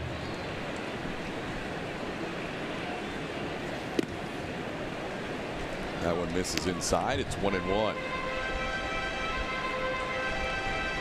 You can see the struggles that Josh Donaldson has had. He's been on the DL. There's been times he just hasn't swung the bat all that well, but he does look like he's coming out of it. Much better passes on the ball the last 2 games that we've seen from Josh. Big swing and a miss at that pitch. It's 1-2.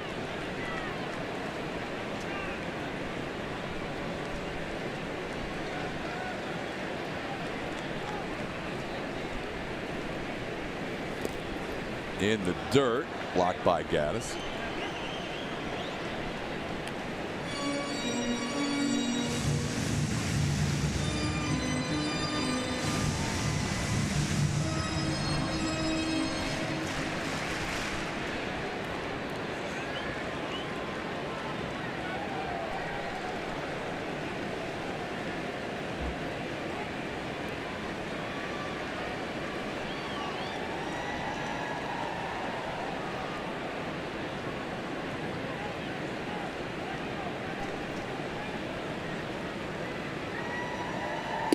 Called third strike. He froze Donaldson on a breaking ball in the inside corner.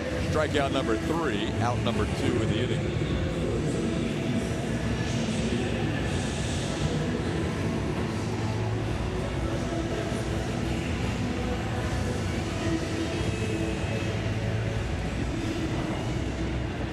This pitch wasn't exactly where Charlie Morton wanted to throw it. He wanted the pitch to be down in the zone, but he got the call from Dana DeMuth behind the plate on the front door breaking ball.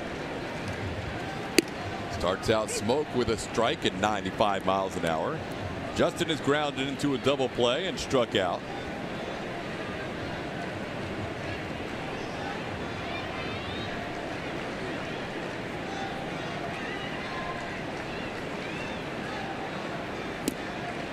Morton ahead 0-2. Charlie at 92 pitches trying to work through this 6th inning. He is down to, if not his last batter, one of his final 2. A.J. Hinch very careful with Morton in his first start tonight. And that's fouled off. Even though he's in an area as far as pitch count is concerned that he hasn't been in a while, he still looks free and easy. The ball's still coming out nicely. The breaking ball is still, he hasn't even thrown really a hanging breaking ball. He's thrown some elevated in the zone. But the fastball velocity is still there. He's still got sink. He still looks like, he's not really all that fatigued right now.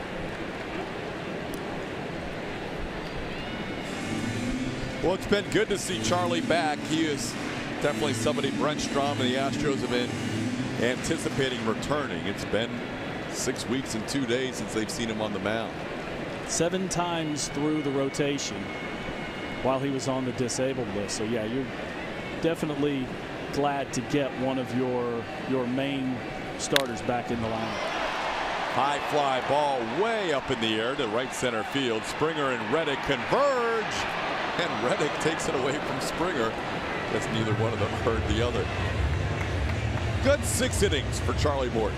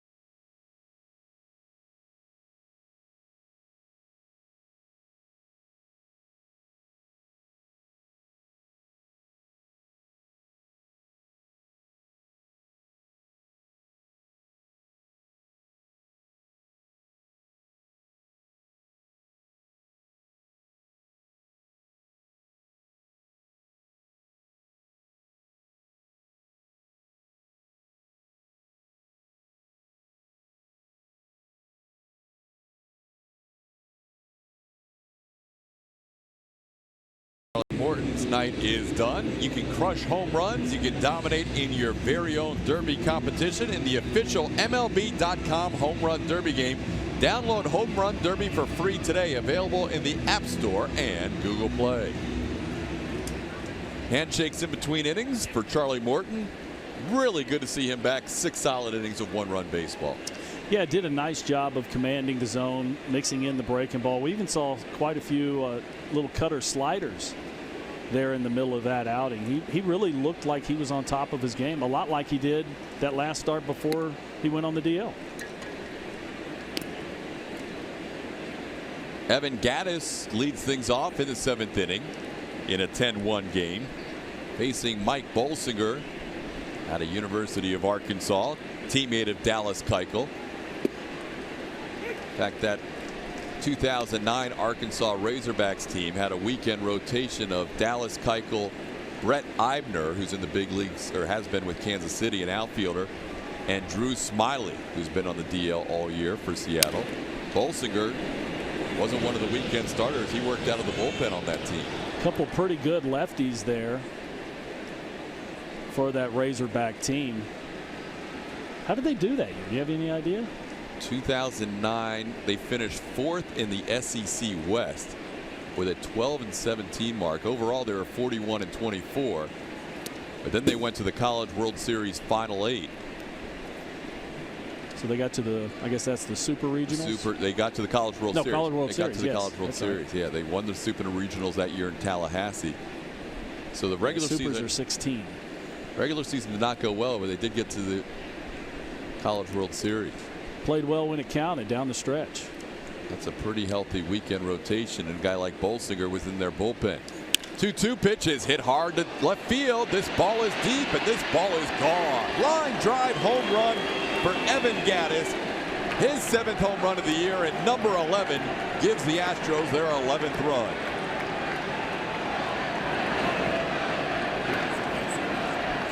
Well, Evan Gattis puts a nice swing on this ball. He likes the ball up in the zone. We've seen him swinging pitches over his head. This isn't one of them. See a fastball right down the middle. Looking for the fastball, hit it. Nice, clean, crisp sound off the bat. That means he hit it hard. Not a real high home run, but that one came out of this stadium hot. Line drive homer for Evan Gattis. Alex Bregman takes a called strike. Bregman with another double tonight. He has 6 doubles in his last 4 games. Tonight's was a hustle double on a little soft fly ball in the left center field that fell just beyond Troy Tulowitzki and in front of the outfielder. Yeah, and that ball hit the turf and had some real funky spin on it, and Tula wasn't able to corral it. Off the end of the bat, Bregman is going to be retired by Justin Smoke. That's the first out in the 7th inning.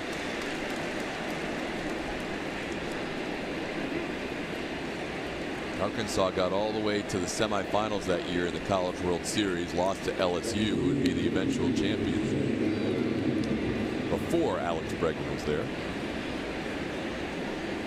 So Nori Aoki will get a chance to bat. 4th time he's been to the plate. A walk, a pop up, and a ground out.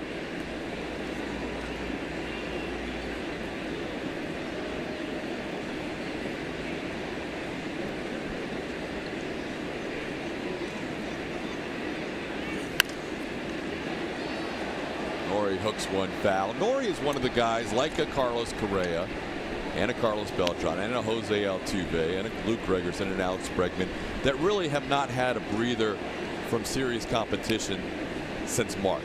Because all those other guys that did not participate in the WBC, it's not really that intense in spring training. But these guys are really looking forward to a 4-day break where they didn't have much of a break during spring training. Yeah, and with the USA team actually winning the tournament, they didn't have any break at all. You know, some of the teams that got knocked out a little bit earlier, Dian Diaz pitched for the Colombian team. They got knocked out relatively quick, so he actually got back to camp, and AJ and the coaching staff got to see him a few times before he went to the minor leagues. to minor league camp. So why is that different? It's all about the intensity. That when you're playing games, when you put your country's name across your chest and you're playing games, you're going hard. You know, that World Baseball Classic, those guys want to win it for their countries. You know, everybody doesn't get to do it. I think Alex Bregman has put USA across his chest 4 times in his baseball career. Some of those guys hadn't got to do it up until they got to the World Baseball Classic. So Corey pirouettes after striking out, and he kind of kept his balance with his bat. That was an athletic move right there. After to finish this thought on the World Baseball Classic, and it's one of the reasons why Major League Baseball doesn't do it but once every 4 years, is there is wear and tear. It is a different spring training. The programs have to be different for all the players, specifically the pitchers. So Major League Baseball doesn't want to push it too far and have it too often. So once every 4 years is what they've picked. The ball sent deep to right center field. Off the bat of Springer. This ball's gone. George Springer sets a new Major League mark with his 27th home run as a leadoff hitter before the All-Star break, and the Astros lead 12-1.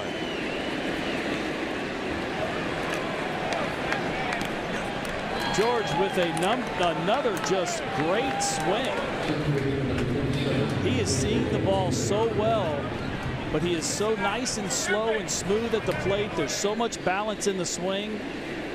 Bolsinger with the fastball, middle, out over the plate.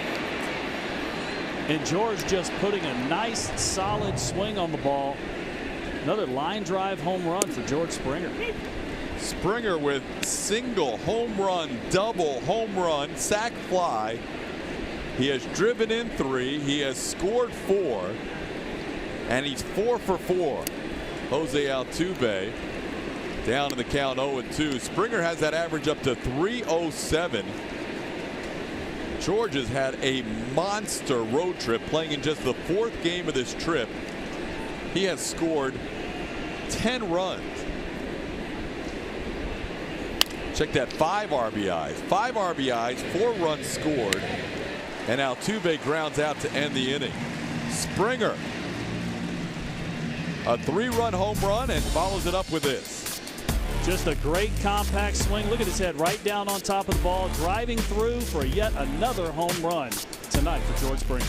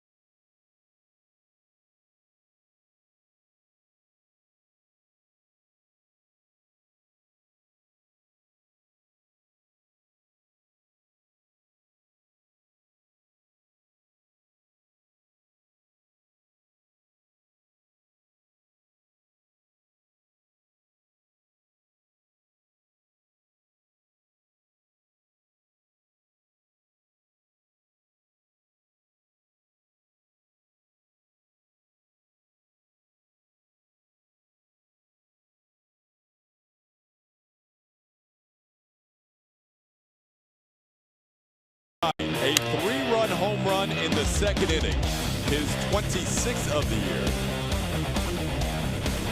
And let's have a little teaching moment right here, Todd. And we're going to take a look at when George makes contact with this 2nd home run, where his head is. Look at his head right down on the ball. That's the sweet spot of the bat. That's when you get that nice crisp sound. and that's when the ball travels the most. But you can see how flat the swing is. His head's on top of the ball. He's not off balance. Not a shock right now. He's hitting the ball hard. Seems like every time he swings the bat.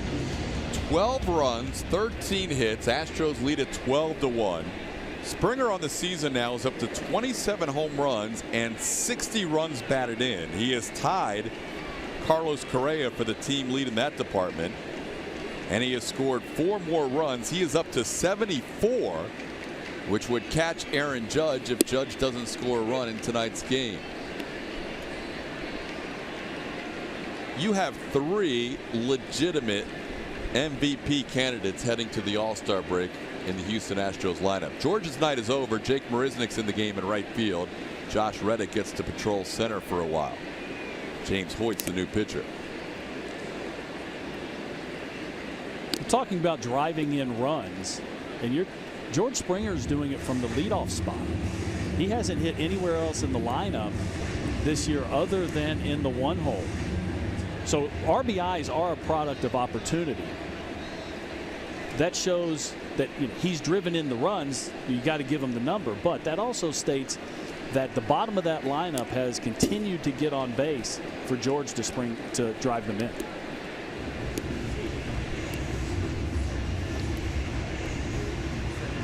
Last 36 games for Springer, 18 home runs and 35 RBIs.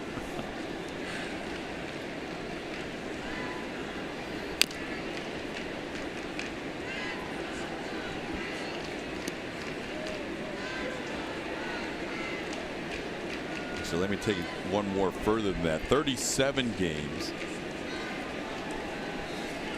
Last 37 games, he has 36 RBIs and 18 home runs. Swing and a miss. Hoyt gets the leadoff batter here in the bottom half of the 7th inning, Kendrys Morales.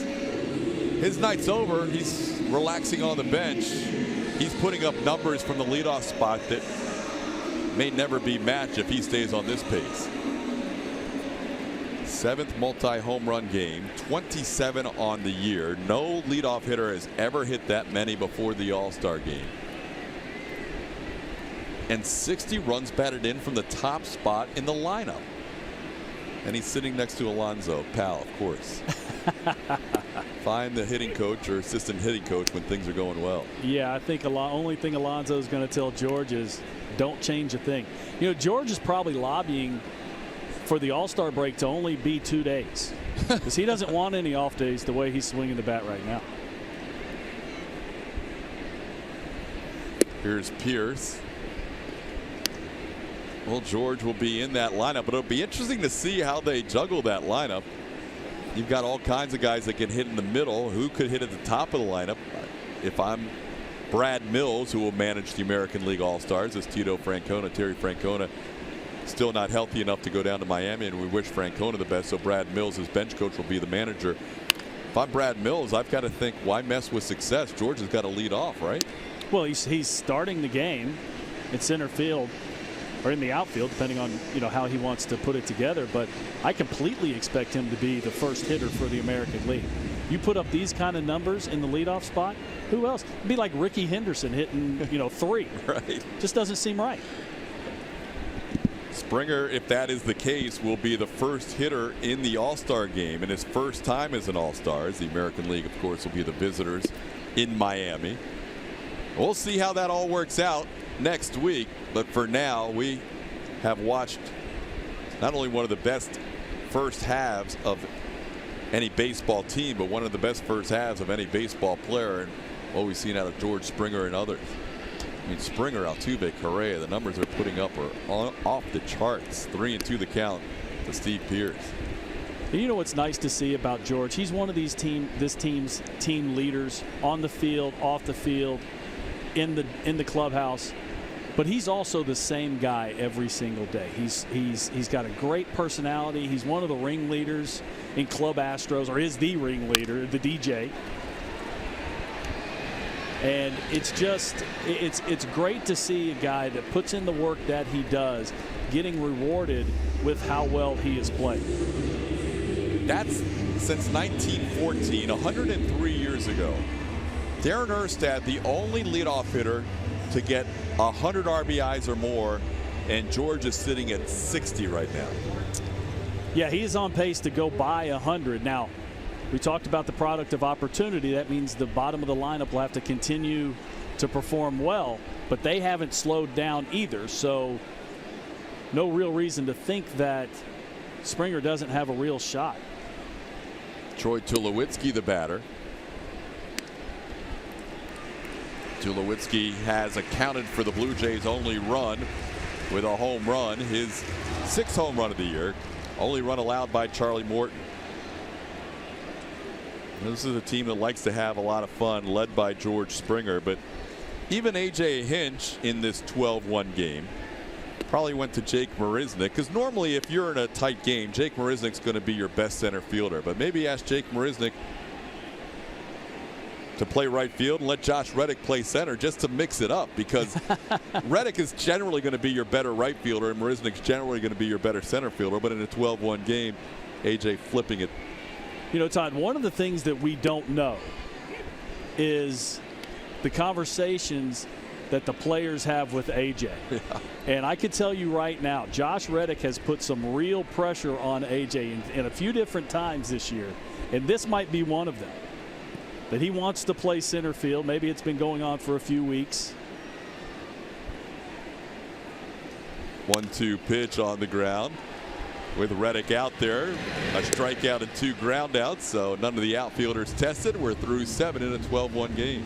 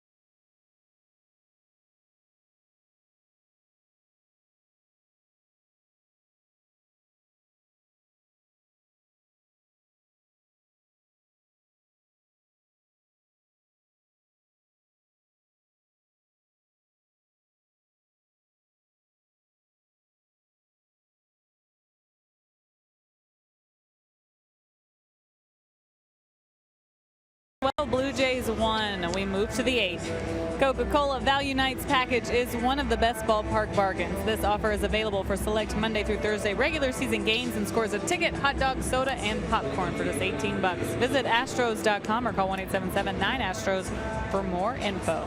TK? All right, Julia. It's been a fun night tonight for Astros fans, as they will see a new pitcher in this game after Mike Bolsinger pitched from the 2nd inning through the 7th. Jeff Beliveau takes over. Left-handed pitcher Jeff Beliveau's fastball, cutter curve, changeup.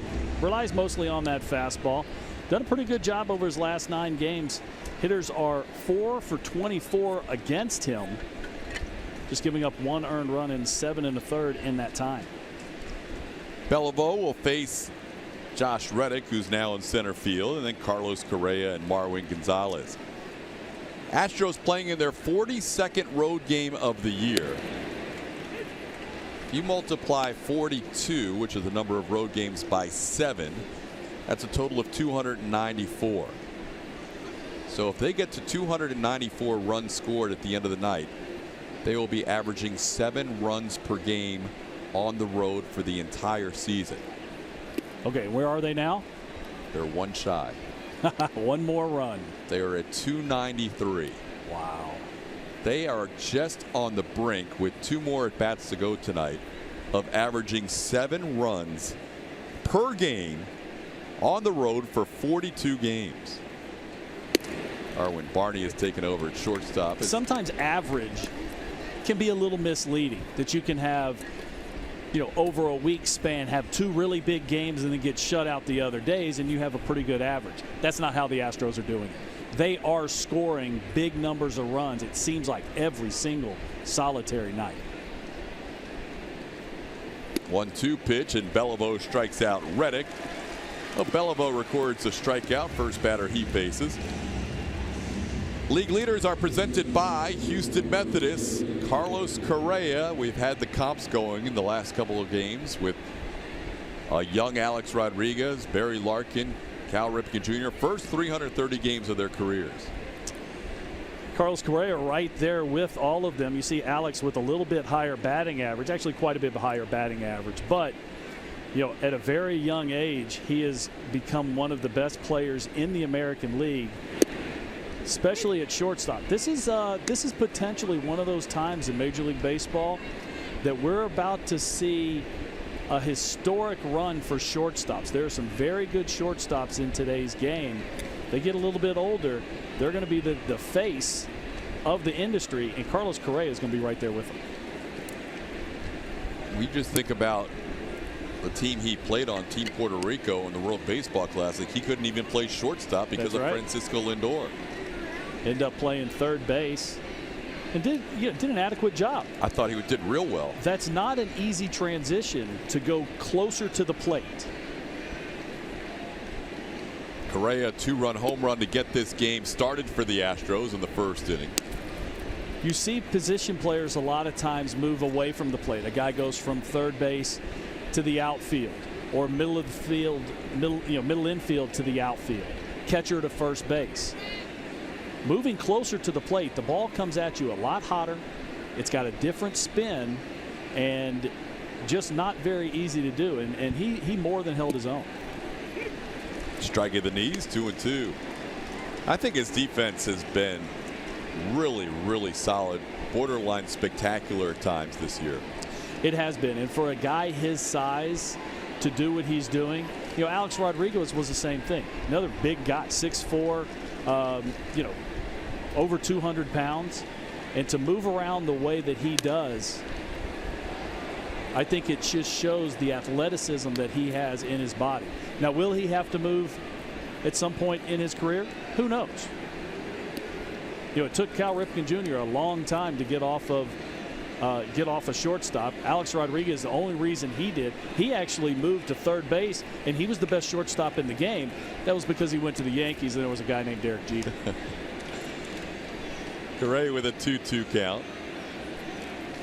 Up the middle. Diving effort by Barney into shallow center. Look at Kareah, an 11-run game, and Kareah has busted it out of the box and ends up at second base.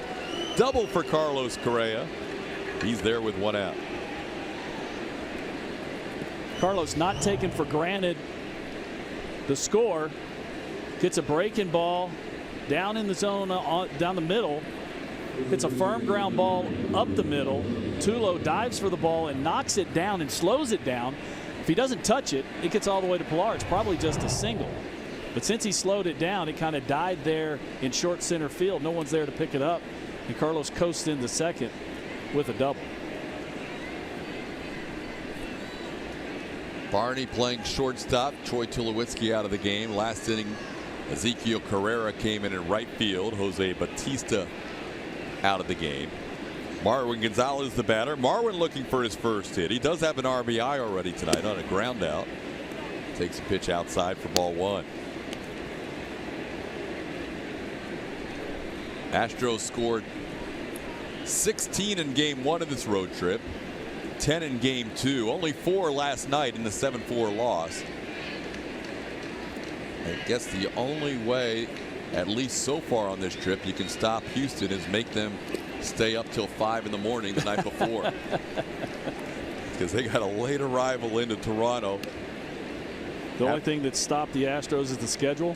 It seems like the rain delay. Give some credit to Francisco Liriano and the Toronto bullpen last night. They held down the Astros, but it was not a normal looking Astros effort last night, especially on the defensive side of the ball. No, last night was a little bit ugly. There were some defensive errors. There were some mental lapses that the Astros just simply don't do.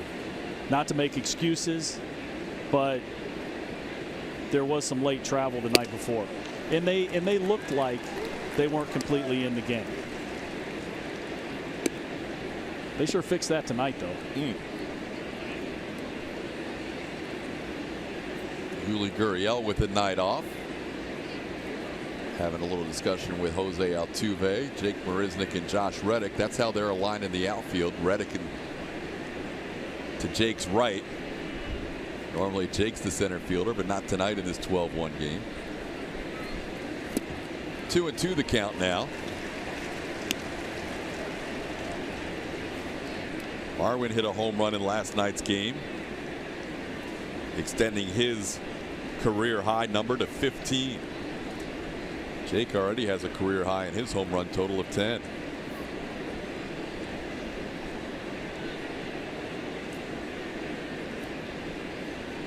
That is so Josh Reddick, that look. The dirty hat, the dirty jersey. As Beliveau gets Gonzalez. Well, it started out as a good road team. 9-5 first 14 games. That's nothing to sneeze at. But then any of those numbers in the first 14 you'll really take. Almost 5.5 runs per game. Since then it's video game-esque the way this team has been swinging the bat. To have an OPS, on base plus slugging percentage, of over 900 as a team is just unheard of. You know, and they're catching teams like the Braves. The Braves were feeling good about themselves coming off a sweep of Oakland. They had won 10 of their last 14 or 11 of 15, and then the Astros just stopped them for 26 runs. They have taken some teams out. The Yankees had the best record in baseball when the Astros played them in the Bronx. Took 3 out of 4. They came in to play the Rangers and swept them as part of an 11-game winning streak. They have done all this damage on the road, and their home numbers are fine. But the reason they're putting up these incredible numbers is what they've done away from Minute Maid Park. And it's not like they're facing just a whole bunch of pitchers that aren't any good. You know, they're facing the same pitchers everyone else is in the league. Fly out to center, ends the top half of the 8th inning. It's still 12-1.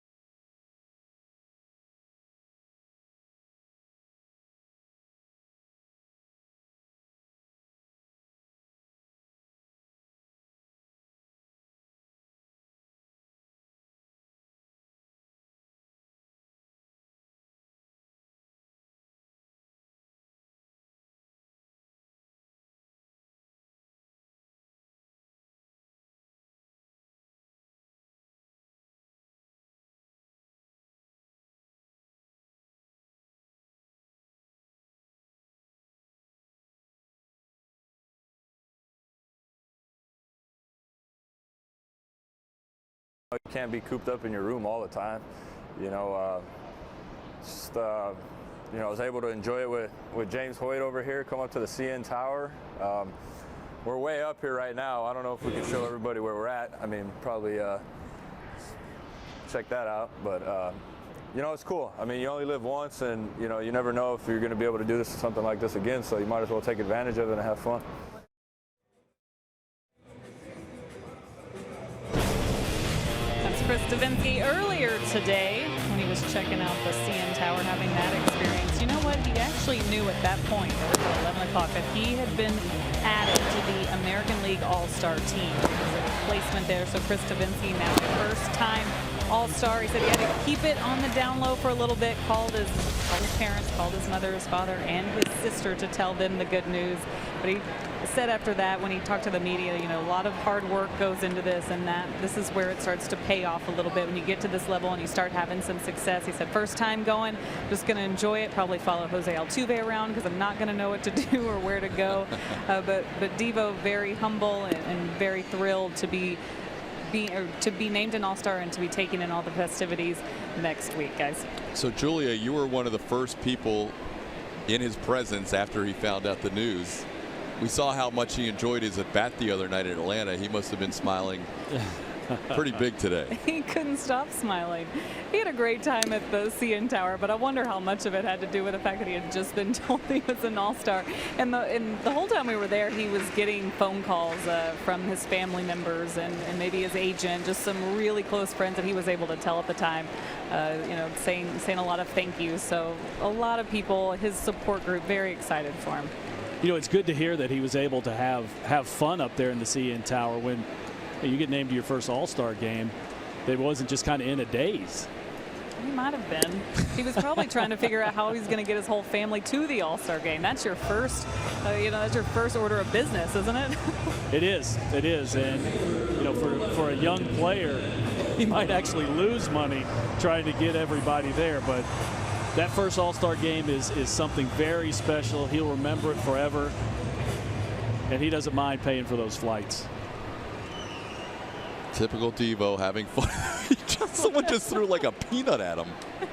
He tried to catch it in his mouth.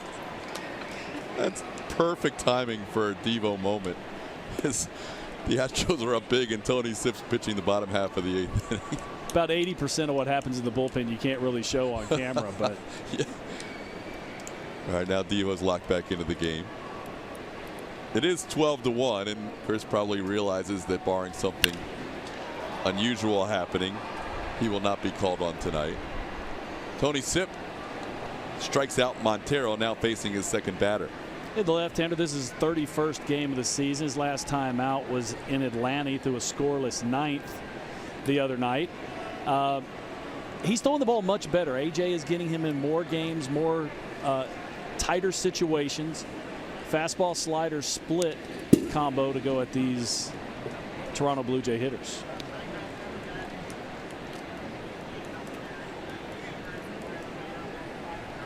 Last year, pretty much throughout his career, he's had a fairly neutral split. This year he's been able to get right-handers hitting at a lower average than left-hand hitters.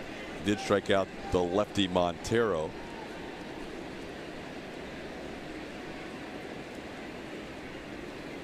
And a good pitch to get Pilar. Back-to-back strikeouts for Tony Sipp. 2017 Coca-Cola Astros Buddies memberships are on sale now for just $25. Kids up to 12 years old get a voucher for 4 tickets to a select Astros game, priority access to the kids running the bases, player autograph sessions, and more. Visit astros.com/buddies to get a buddy membership for your kid today.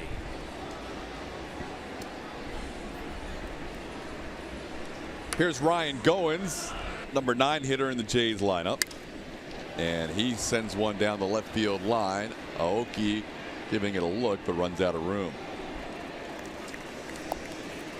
2 more games until the All-Star break, and the Astros fans will have a fun time watching Tuesday night's game. They will see 6 of their Astros introduced as part of the American League All-Star team. You heard Julia talking about Chris Davinsky being named. Carlos Kareah will be the starting shortstop. Jose Altuve will be the starting second baseman. George Springer will start in one of the outfield spots. Talked earlier in this road trip how both Aaron Judge and Mookie Betts have played exclusively in right field this year, so maybe that gives the advantage to George to play in center. But it'll be fun. 3 guys in the lineup for the first time ever in Astros history. 3 position players. They did have 3 starters one year, one of them being the Rocket on the mound. Best team in baseball. It's not a surprise that you have that many all-stars. And the way this team has been swinging the bat, you know, you got league leaders all over the field. So the Astros up the middle are extremely strong, and they're going to be representing the American League in that all-star game, second short in center field. Tony Sipp to Ryan Goins in a foul back. Sipp's done a nice job in this inning, picking up a couple of strikeouts, and now ahead of Goins. Well, Todd, the pitching staff as a whole, I was just sitting here looking at it. They've only given up 4 hits. They've only had 6 base runners in the 7 2/3 innings that have been played tonight. So, you know, the offense has done a great job, but the pitching has done theirs also. 2-2 the count. You can tell how much a guy loves his team when he's taken out of the game and 2 innings later he's still hanging out in the dugout. He's not going back to the clubhouse, getting out of the uniform, getting showered up. He is just hanging out with his boys. And I would be shocked if Springer didn't do that. George and AJ watching a little baseball. George got an at bat in the 7th inning, hit a home run. AJ told him that's enough, your night's over. 4 for 4, 2 home runs, single, double, sac, fly, 5 RBIs, 4 runs scored. And here George is just hanging out, getting a little bit of time off. Of course, you know he'd rather be on the field. 3-2 pitches popped up. Evan Gattis puts it away, and that'll do it for the Blue Jays in the 8th inning. Astros carry an 11-run lead into the 9th.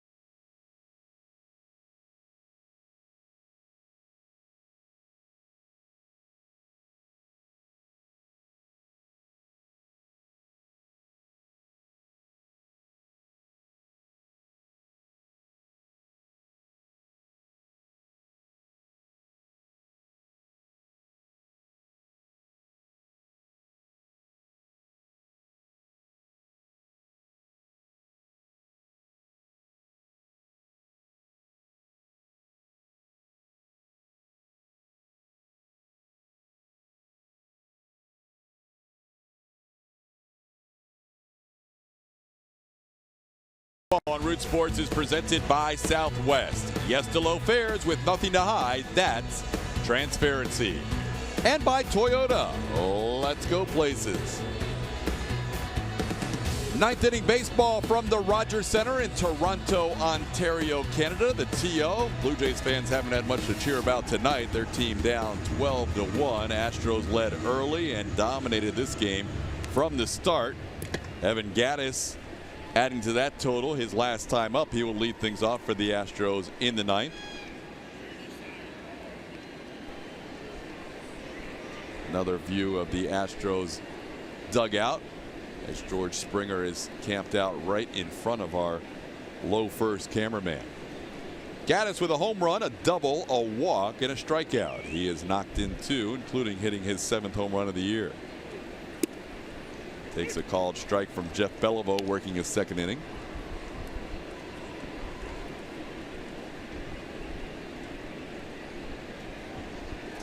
Evan last year hitting 32 home runs. This year in limited playing time has 7. Hits a high fly ball in the center field. Pilar is there. Puts it away for out number 1. So it's been a road trip so far, Mike, that has been filled with some offense. We saw the 26 runs in Atlanta. Yesterday was kind of the one-off for the Houston Astros, but they're right back at it tonight. They did score 4 last night and made it a competitive game, but they came out with some vengeance tonight. This offense, I don't think really liked what happened yesterday. They came a little different focus, a little different bat speed, and crushed the ball off of Aaron Sanchez. Yeah, one of those games that we haven't seen very often where they were a little sloppy defensively, and they turned it around in a hurry. They did. I don't think that they really liked how they played last night. Both, the physical errors, the mental errors. We saw some guys swinging and missing at pitches that they don't usually offer at. And it looked like tonight they came with a little different focus, a little different purpose, and caught a pitcher coming off the DL that didn't make as many quality pitches as he wanted to. A.J. Hinch looking on. Joe Musgrove to his right. Musgrove made a start in Atlanta as he was activated to the roster. Tonight, Charlie Morton was back on the 25-man. Corresponding move for the Astros was to send Dion Diaz back to AAA Fresno. Diaz has made that trip back and forth a few times this year. Asher Tolliver went down when Joe Musgrove was brought back, and we'll still see a couple of more moves anticipating coming out of the All-Star break with Colin McHugh and Dallas Keuchel heading back to the rotation. That'll be an interesting time because some of those guys that are currently in the rotation have been pitching very well, and with Morton back, McCullers obviously is one of the tops in ERA. Then you've got Keuchel and McHugh, and you've got one other spot, unless you think about going to a 6-man rotation down the road a little bit to save some wear and tear on your arms, but you're going to have somebody who's pitching very well in their rotation, whether it's a Brad Peacock or Mike Fiers. And again, something can happen between now and when those guys are activated, but there could be a nice battle or a nice decision to be made for the Astros. Todd, it's funny you say that, because what a lot of managers and general managers will tell you is these things kind of work themselves out, that somebody isn't quite ready, something happens, and you don't have to make any moves. Bregman into center field, 2 outs. But it does look like you're trending that way. And you remember Brad Peacock had thrown the ball exceptionally well out of the bullpen, then went into the rotation. And Mike Fiers, kind of the same situation. He never threw out of the bullpen. He was in the bullpen for about 24 hours. Then comes back, makes a couple adjustments, finds his breaking ball. Both of those guys have been big reasons why the pitching staff has thrown so well in the time that their main guys were, their main pitchers were on the disabled list. Nori batting, looking for his first hit tonight. Nori takes a strike. Astros with 14 hits. 7 of them from the top 2 guys in the lineup. Springer with 4, and Altuve with 3.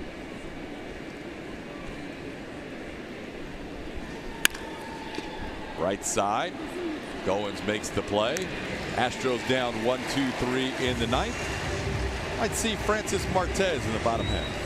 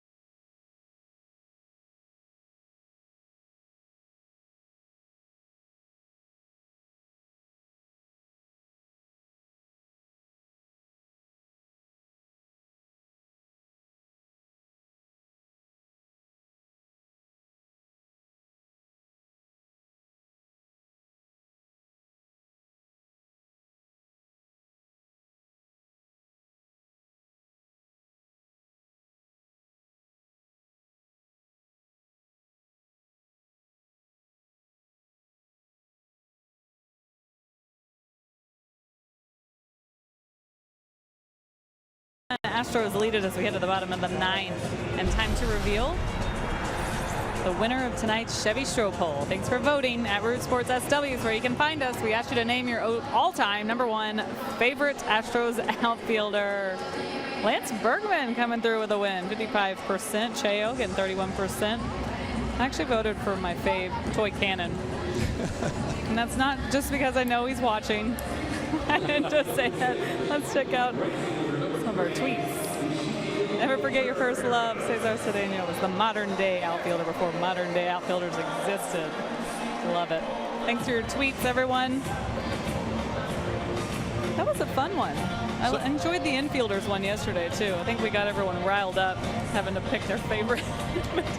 So Lance ended up getting the same percentage as Craig Biggio did last night. That's right. 55%. Nice job by both of those guys. I was kind of surprised that wasn't a little bit closer. Tonight's. I thought Jimmy Wynn would have got a few more votes. We go to the 9th. Ezequiel Kareah bats for the first time. He took over for Jose Bautista in right field. Francis Martez is the new pitcher for the Astros. Been used as a starter prior to tonight, but getting a chance to work out of the bullpen here in a 12-1 game. Misses with the first 2.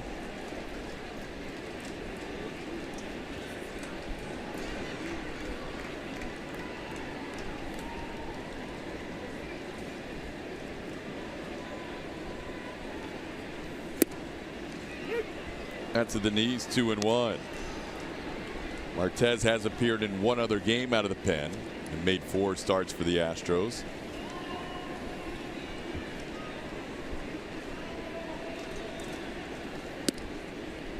That's on the corner, 2-2. Todd, I know his numbers are elevated. ERA is up a little bit. He's had a couple bad games, but I think that we've seen some pretty good stuff from this 21-year-old. Really seeing why the Astros and Major League Baseball has him as the Astros' #1 pitching prospect. He really pitched well against the Yankees. His slider was devastating that night, and he was mostly just fastball slider. Carrera gets into that one and sends it deep to right field, and that ball is gone. Home run for Ezequiel Carrera. It's now a 12-2 game. Carrera hits his his 6th home run of the year.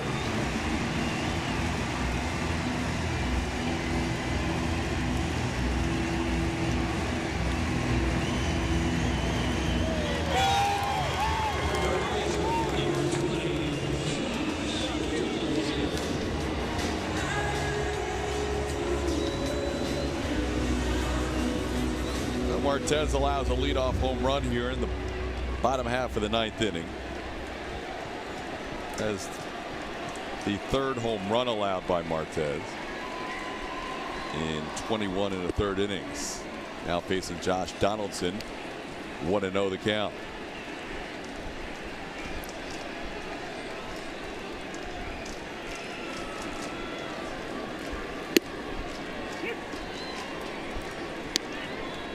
Only the 5th hit of the night for Toronto.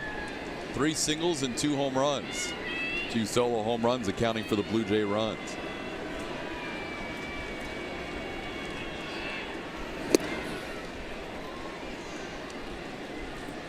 One and 2 the count on a 96-mile-an-hour fastball. He can get up there even a little bit harder than that. We've seen 97, 98 since he's been a Houston Astro. That slider's in the low 80s. So he actually has good speed differential. Like to see him develop that changeup. He's actually got a pretty good one. He doesn't throw it very often, and it's kind of a chicken or the egg type thing. You know, is it a good pitch before you trust it, or do you trust it before you throw it? But that is something that I know Brent Strom has been working with him on, is getting the use of that changeup up. Pop up off the bat of Donaldson. Carlos Correa puts it away. Connect to Astros baseball all season with the MLB.com at-bat mobile app. Customize the app for the Astros and get awesome stuff all season by subscribing to at-bat Premium. Blackout and other restrictions apply. Download MLB.com at bat today, the #1 app for live Astros baseball. Martez last worked against the Yankees on the first day of this month, so pitching with 5 days of rest, now working out of the bullpen. They were debating between Martez or Peacock to start the final game of this series on Sunday. Martez faces Justin Smoak, who is 0 for 3.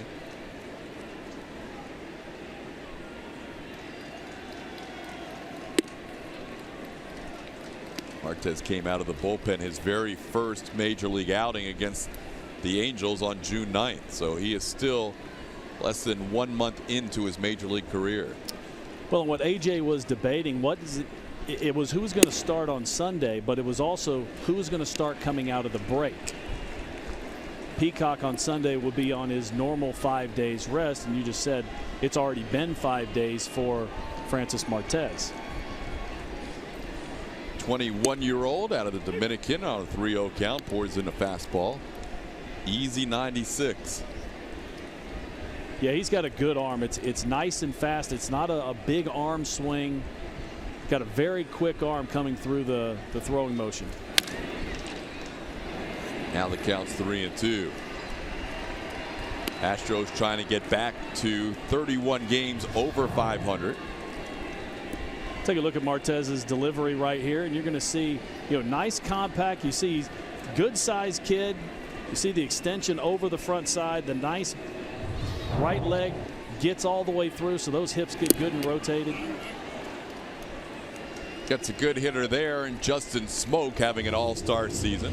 And the question is, what does all that mean? That means you're looking at a young man, again, 21 years old, that is letting his body help his arm. It's not just, he's not out there throwing with just all of his arm.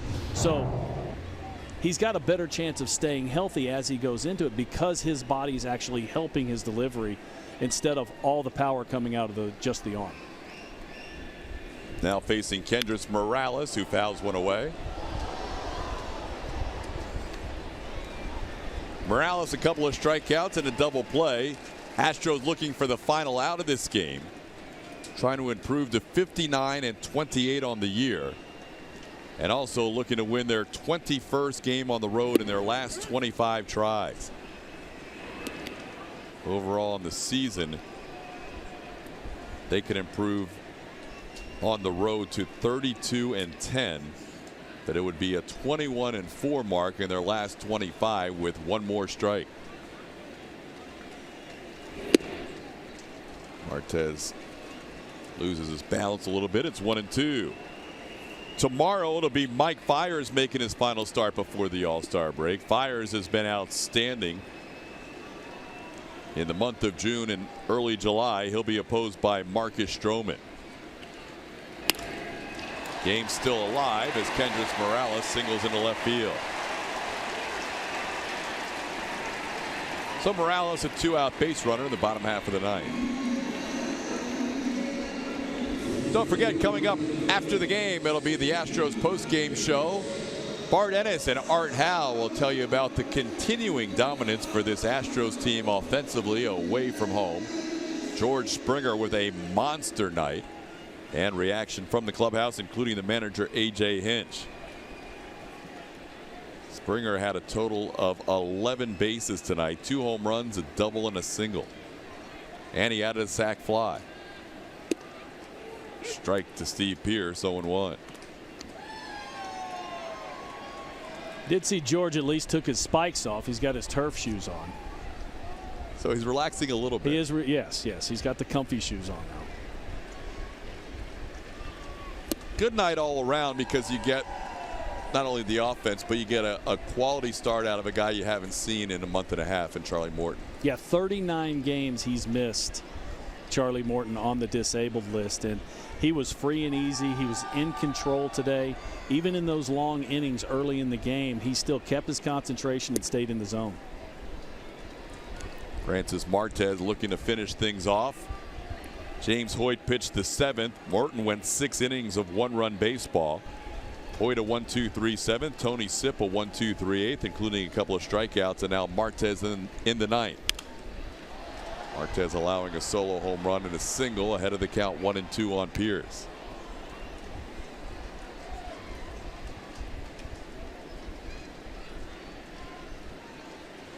Astros led the Angels by 15.5 coming in. The Angels were losing big tonight to the Texas Rangers.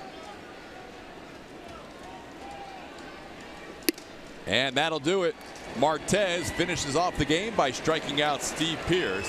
Astros win it 12-2. They are now 3-1 on this road trip as Charlie Morton gets the win coming off the disabled list. The player of the game is brought to you by Academy Sports and Outdoors. Who else would it be? George Springer with the huge night. 4 for 4, 2 home runs, 5 RBIs, throw a sac fly in there also. He just simply did it all offensively. He is on such a roll right now. It just seems like every time he swings the bat, the timing is right, the swing is right, and he's hitting the ball just about as hard as he can. Astros just averaging a hair under 7 runs per game on the road through 42 games this year as they win it tonight 12-2. A lot coming up, including the post-game show. Stay tuned for that.